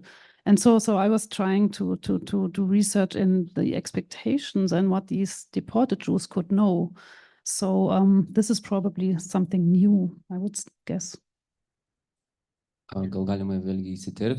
Perhaps also I would interfere and say that Andrea's presentation was indeed very interesting for me. And with Vytautas, we discussed after the presentation that while we talk about the 5 trains that reached Kaunas and why this decision was taken to deviate the trains from Riga, we thought about 2 reasons. Each of them could be if the originally trains were directed to Riga or Minsk. So physically, perhaps there was lack of space in Riga or Minsk to accommodate the ones who were coming. The second reason was that in Kaunas, there was the prepared methodology how to exterminate people. They were ready in Kaunas to get the transported people, and the massive extermination in 9th Fort started in October 1941. It means that they already had this methodology. That was the great activity with 9,200 victims. So it can sound very rude, but logistical aspects. Kaunas had a great network of transportation and railway, so it was convenient to bring here by railway. The 9th Fort is far away from the center. The team is ready to kill people. Sorry to say that, but there was no problems to implement this deviation of routing. The second question is linked with Vytautas's comment to Andrea, and I trust everything was clear to you, because to me, while I visited Germany, I was astonished 10 years ago approximately when I was at Frankfurt am Main, and in the center of Frankfurt am Main I saw the monument to commemorate deportations from Munich. A very symbolic monument with a wall with names of victims there, displayed there, with dates of birth and death, and also places where they were killed. And Riga was dominating there among the place of death. And when I asked where is Kaunas, only then the fact appeared that by 90s, Kaunas was not mentioned anywhere in this German historiography, in the German narratives and research, where the transportation was deviated, or part of transportation was deviated. I spoke to my colleagues in Frankfurt, and it is interesting that the same situation could be applied to deportations from Munich. By 90s, while Lithuania became an independent country, no research was done. And I think that final place of destination was not known perhaps in Germany by the last decade of 20th century, because Kaunas was not mentioned as the final place of destination. Perhaps, Andrea, could you comment on that or add something from your side? First to your first comment, I would come back to your first comment. Well, yes, of course, the reason why the trains were diverted to Kaunas and not to Riga and Minsk was that there was no space at this moment. So this was the reason, and it was the first 5 transports that were diverted. But then the second argument you are making about, well, and in Kaunas, they already had like experiences in killing people and in mass murder. I'm not so sure about this, because like this first transport from Berlin to Riga, which reached Riga November 13th, the Berlin Jews were killed as well, but then Heinrich Himmler still did not want this to happen. So it is really a really confusing phase where we don't really understand what was the German planning at this time, because why would Himmler not want these Berlin Jews to be killed in Riga at the end of November? So in a way it doesn't make sense, but as you said in your question to me earlier today, it doesn't really is logical. So maybe we don't really find a logic here. And then about Kaunas, I cannot really tell you when in Germany people started doing research about that those first 5 transports were directed to Kaunas. That I don't really know. The only thing I can say is that when I started doing research on these deportations, it was known already. But yeah, I mean, the problem with the sources in many cases is that there are these deportation orders and it says Riga. So this obviously made it more complicated for quite some time. And I don't even know exactly how and when they found out that those 5 trains were diverted to Kaunas. At least when I started doing my research, and there was already a lot of research in Germany about those deportations, but always more on the perpetrator side. So then it was already known. So I cannot really answer your question, I have to say. Dėkui, Andrėjai, bet mano nuomonė konferencijų nauda tame ir yra, kad Thank you, Andrea. And I think the conferences are great for us to see how much is left unknown. And it's not always possible to answer all the questions, but it's a very great opportunity to somehow draw those vectors for the future of where the discussions should go. And I also want to note that the audience can also take part in this discussion. Your questions are really welcome, as well as your responses and reactions. And the same goes to those who joined us online. And Vytautas, your turn. I now want to ask a question to Masha Polak. When it comes to the nation of Jews, they really existed in the Crimea. And do you have any statistical data in Yad Vashem about the righteous among the nations? Because 50% of the residents were Russians, about 15% were Ukrainians. So can you see this trend, this substantiated trend, which was identified by your center, that the Jews were really saved by those people over there? I think thank you for a good question. And I can't say exactly, but most of the writers from Crimea, they are also Russians and Ukrainians, exactly as collaborators. But the story of what we do know about the stories of rescue in Crimea, it's a little bit difficult because after the liberation and the Soviet period, in 1944, the Soviets deported all the Tatars, Bulgarians, Armenians, and other groups. So for those who were deported, the connection with those persons that they saved, for many times it was no connections. So we can't be sure today that all the stories of others cases, not Russians and not Ukrainian, we really can know. So we have some cases of Armenians from Crimea that we know that they are writers. We have only 2 cases of Tatars, and this is absolutely the story of those who were deported, and they met their Jews, the Tatars, decades after the war. So it was broken stories without continuations. So most of the cases, Russians and Ukrainians aligned their proportion in the population, but also other with the break of the Soviet history of Crimea after the war. Dėkoju už atsakymą. Aš turėčiau taip pat dar klausimą Mašai.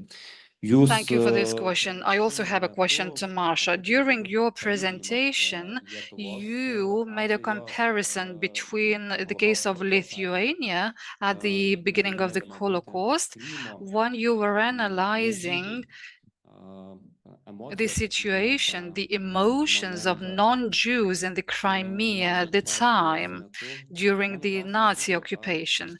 So my question is it really possible to compare Crimea with Lithuania when we refer to non-Jew residents, to their opinions and emotions and the mood and response to what was happening?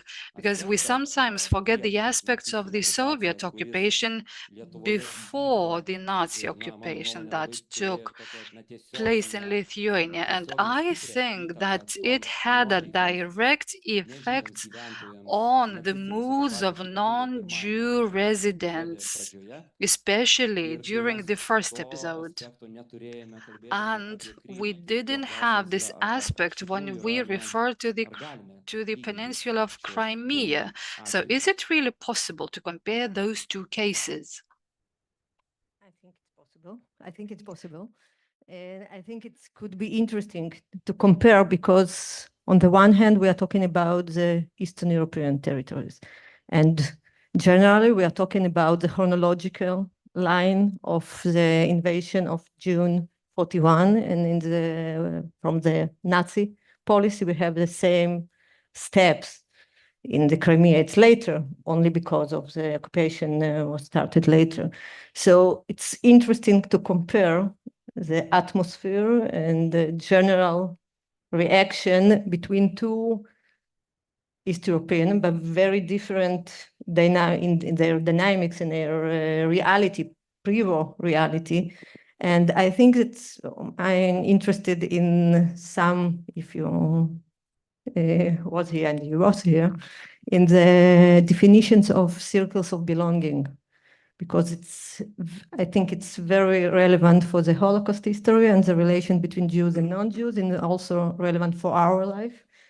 Who belongs to our community, our society, and who is outsider of this, and why? And that I find in my area that it's also, it's not a static issue. It's very changeable, and so you can compare. It's not the same. Dėkoju, Maša. Thank you, Masha. Thank you so much. Now I want to talk to Modestas. When I heard your presentation, it's really obvious that the situation was very complicated and difficult. It's also obvious based on the statistical data.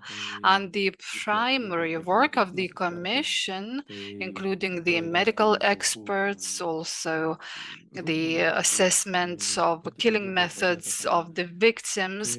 So it was the starting point for all investigations, right?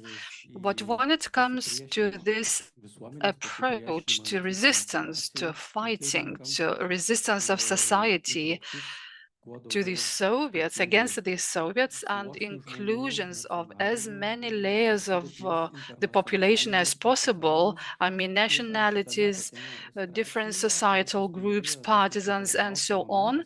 So did those articles reflect the losses, the number of victims, or the reasons for those people to initiate this movement or underground movements, to join the partisans or other groups to eliminate the killers?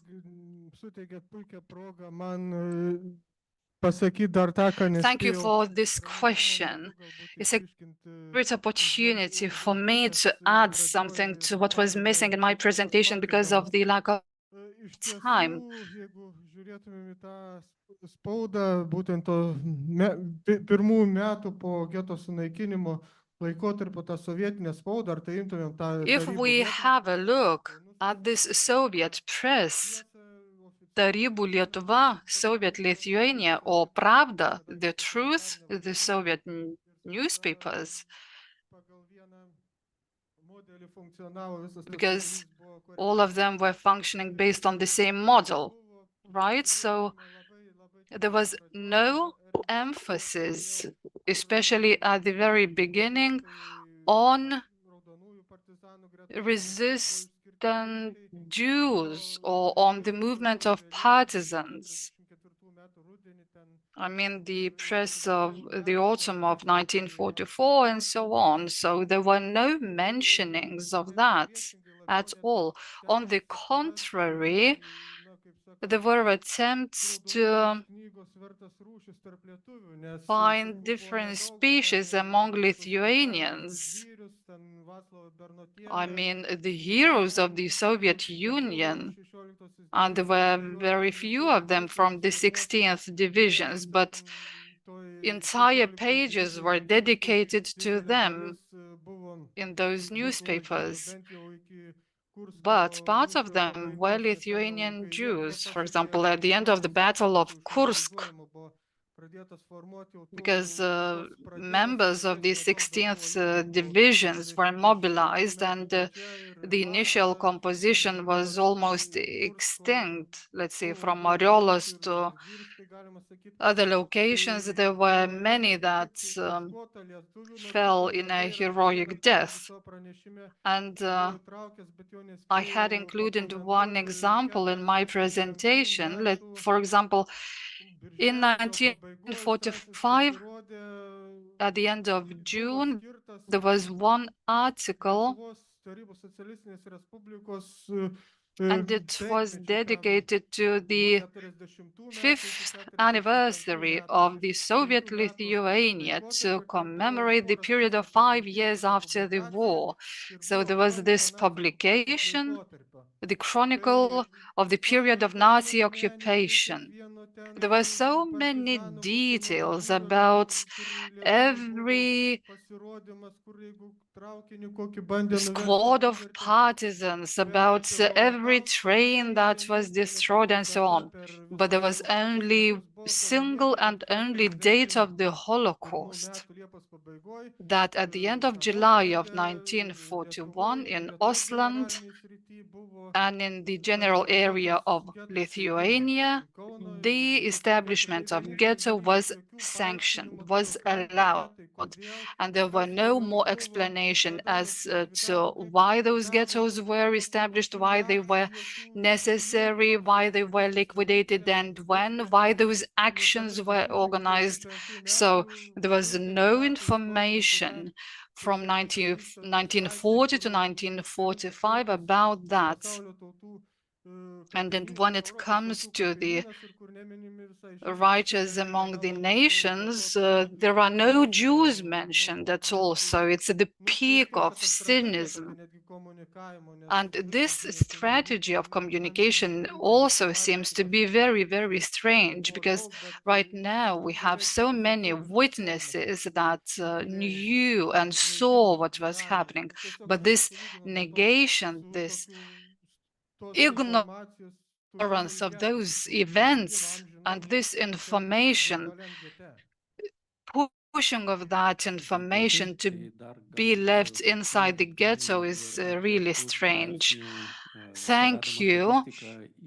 And when it comes to the statistical data, the number of victims, the groups of victims, do you think there were any attempts to somehow convert those statistical units, for example, from about 80,000 people somehow? Well, after that commission was composed at the national level, after the establishment of the commissions for the regions, for Kaunas, for Garliava, there were several episodes.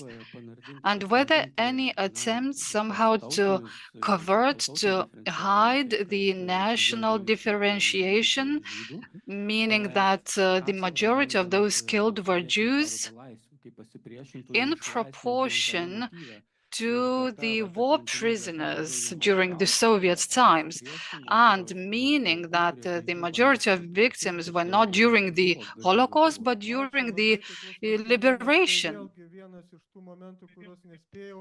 Thank you. So this is also one of the moments that I didn't have time to elaborate on. Well, when it comes to the prisoners of war, there was quite a large focus on them, because at the time there were camps in Kaunas, and the prisons had over 30,000 prisoners imprisoned back then. There were many people who died in those camps and those prisons. But also you were right in emphasizing, which I also wanted to do in my presentation, that the Ninth Fort was not positioned as the location of the Holocaust in the press, in the media of that time. It was reflected as the location of the nationless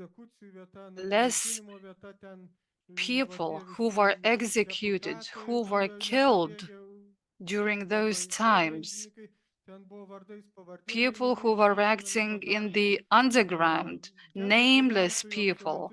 But when it comes to the residents of ghettos, the absolute majority is the nameless mass, because their nationality was not singled out, was not stressed, except for several intellectuals, professors from Kaunas University, but it was only done a lot of time later, a lot of years later, simply to demonstrate that these were people of anti-Nazistic views, but not the members of Jew families. So this aspect was really somehow liquidated. The uniqueness of the Holocaust as a phenomenon was suppressed, was hidden. That's why the effect, the impact is also not that great. In the current times, our society is quite radical on the one hand, and the other part of the public thinks that the Soviets needed to tell the truth during the Nazi times, but if they didn't do so, so nothing was happening.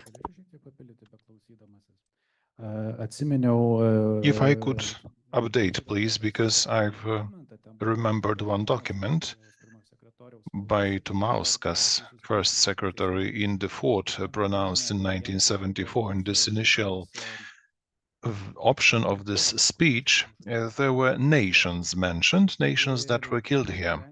And in this original variant, Jews were mentioned as number one. But in the second version, there were numbers. Which nation should be mentioned first? I don't know whether that was done by the censorship or himself, but Jews then appeared to be the last among the nations. It's just a short remark from my side.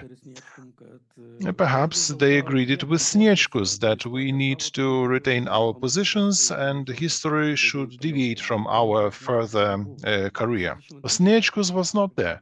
In 1973 was the year.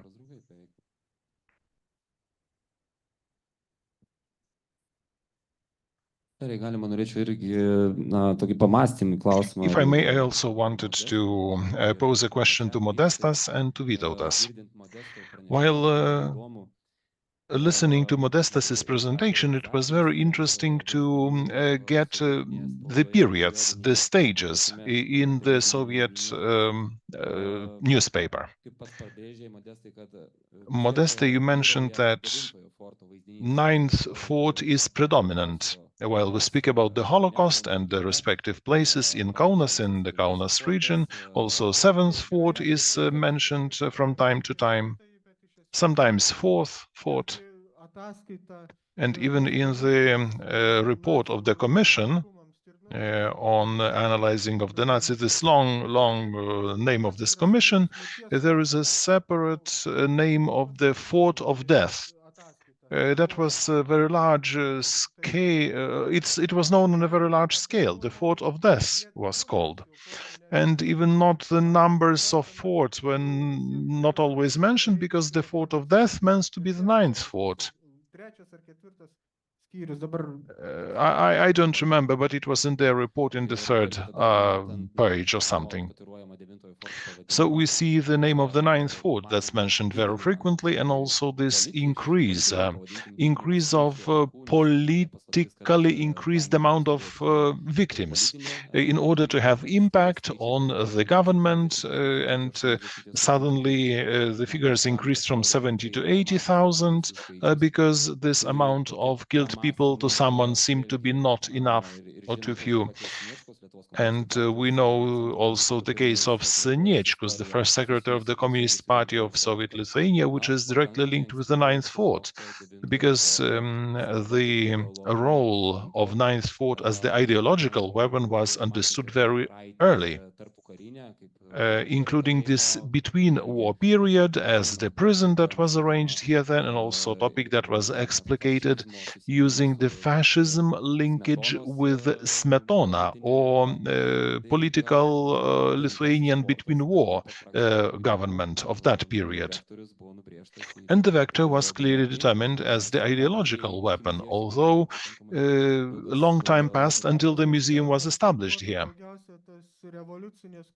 Yes, revolution fights were mentioned very frequently, and also the opposition to Nazis, also Hitler occupation and Great Homeland War, as it was called by Russians, World War II, and this thousands of people who were killed here naturally seem to be,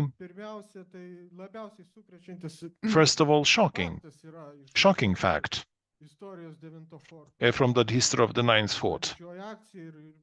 Because, of course, that was the extermination activities and elsewhere, and some legendary, in fact, fights or battles against the bourgeois and nationalistic power or government that were found in archive documents.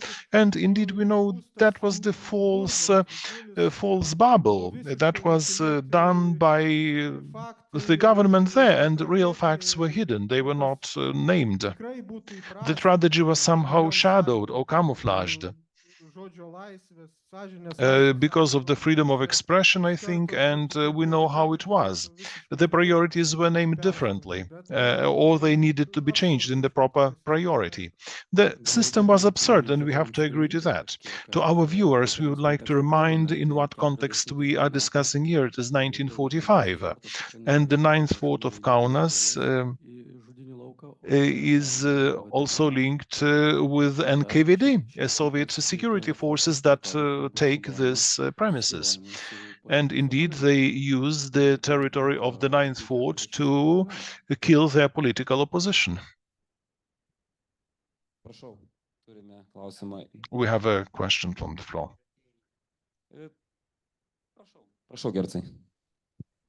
Please go ahead.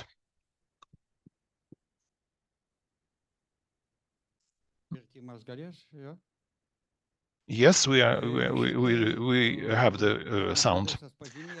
Esteemed Modestas,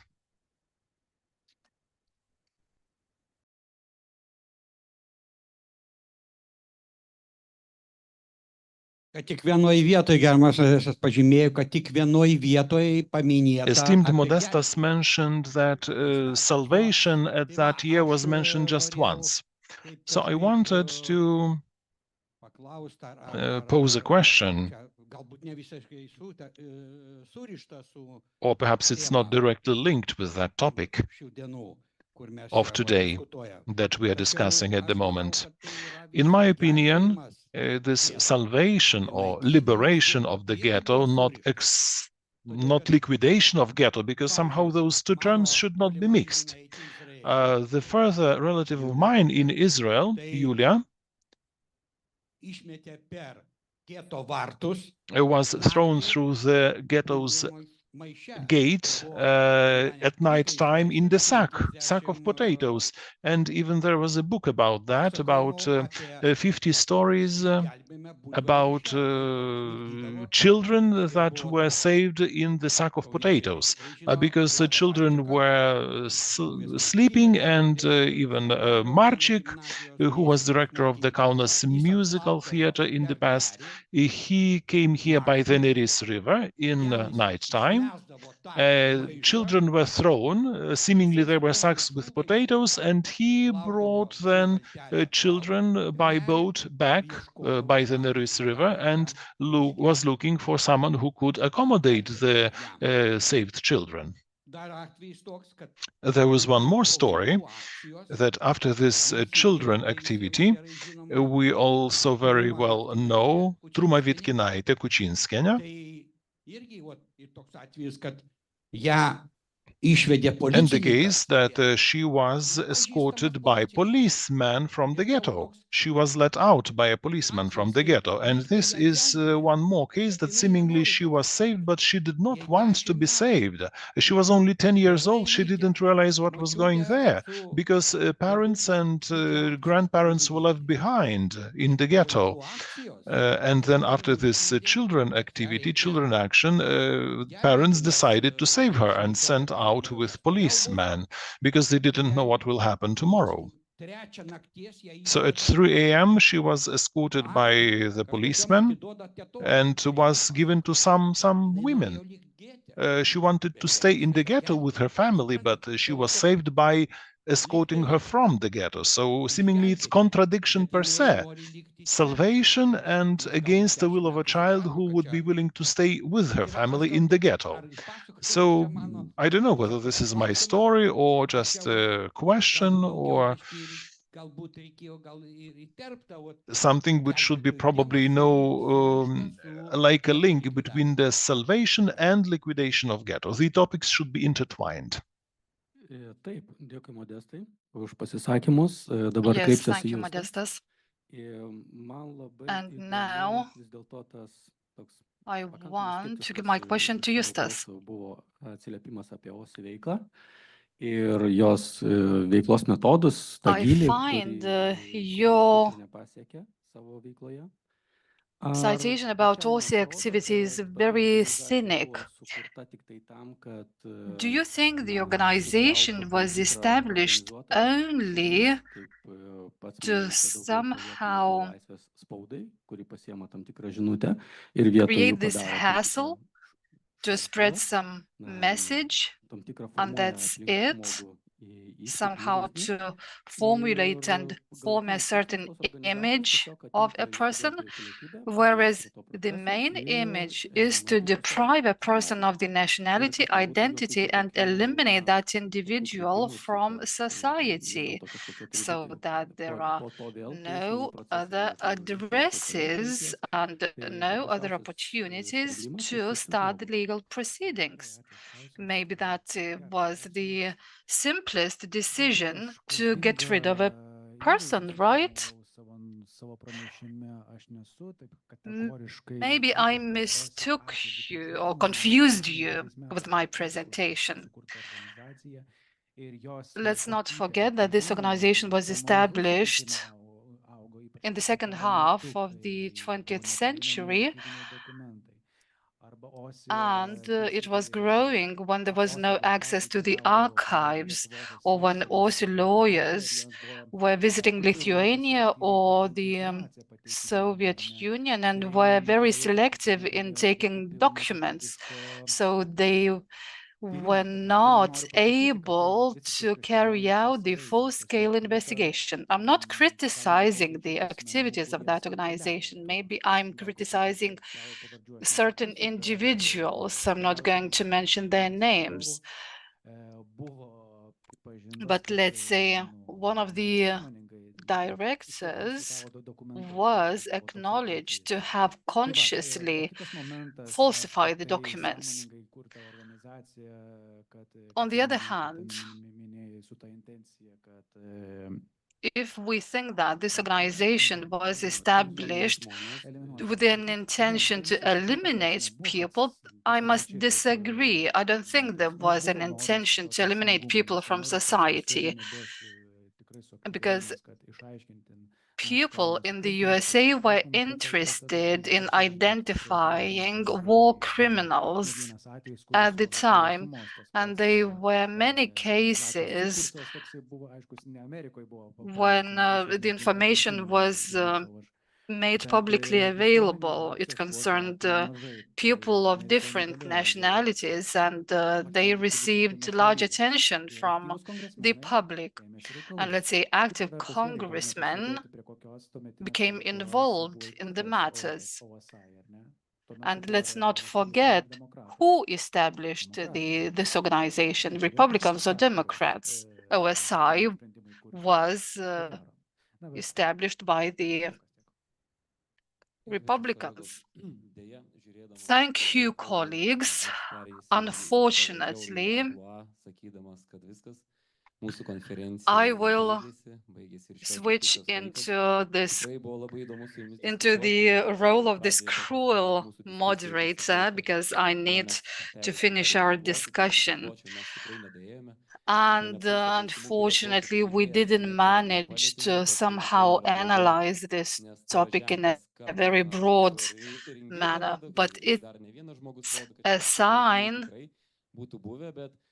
that there are, and oh, I can see the people showing me that lots of our participants have many questions, so it's a sign for us to organize other conferences, whether it would be in Kaunas or in other locations. Still, I'm very proud about this conference. I'm very happy about the content that I heard and I saw. And in the opening speech, I mentioned that this conference might be a way that is not understood by everyone to speak of the matters and to discuss the matters that are significant and relevant, but it's a great opportunity of networking among those who are experts, investigators, researchers in this field.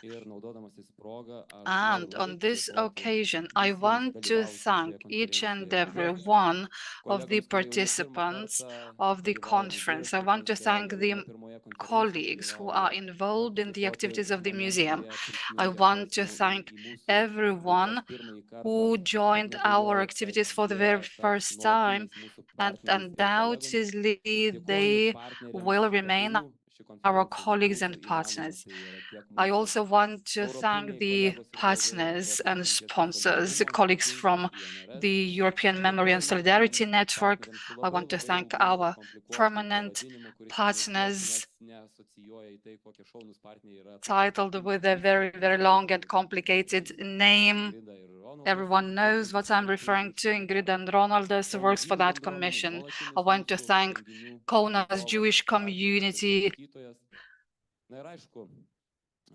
which is our constant companion. And if I didn't mention someone, please do not be angry with me. I want to thank my colleagues from the museum, our bees that were working for the whole year to make this conference happen. I want to thank Lina and everyone else. Thank you so much. You saw her name in those numerous emails to make this conference smooth. And we are waiting for the feedback, for your responses, which would make the future conferences even better. And last but not least, we gathered here for the first time after the renovation of the Ninth Fort Museum, and please bear it in mind because that's a great opportunity and space for us to gather for the meetings, for the events, and for the conferences. And we'll manage to discuss not only the region of Kaunas, we'll manage to discuss and represent not only the past and experience of the Holocaust, but it will be a great occasion to speak of other great things. And please, after these conferences, join our excursion in the former territory of Kaunas Ghetto. Thank you and goodbye.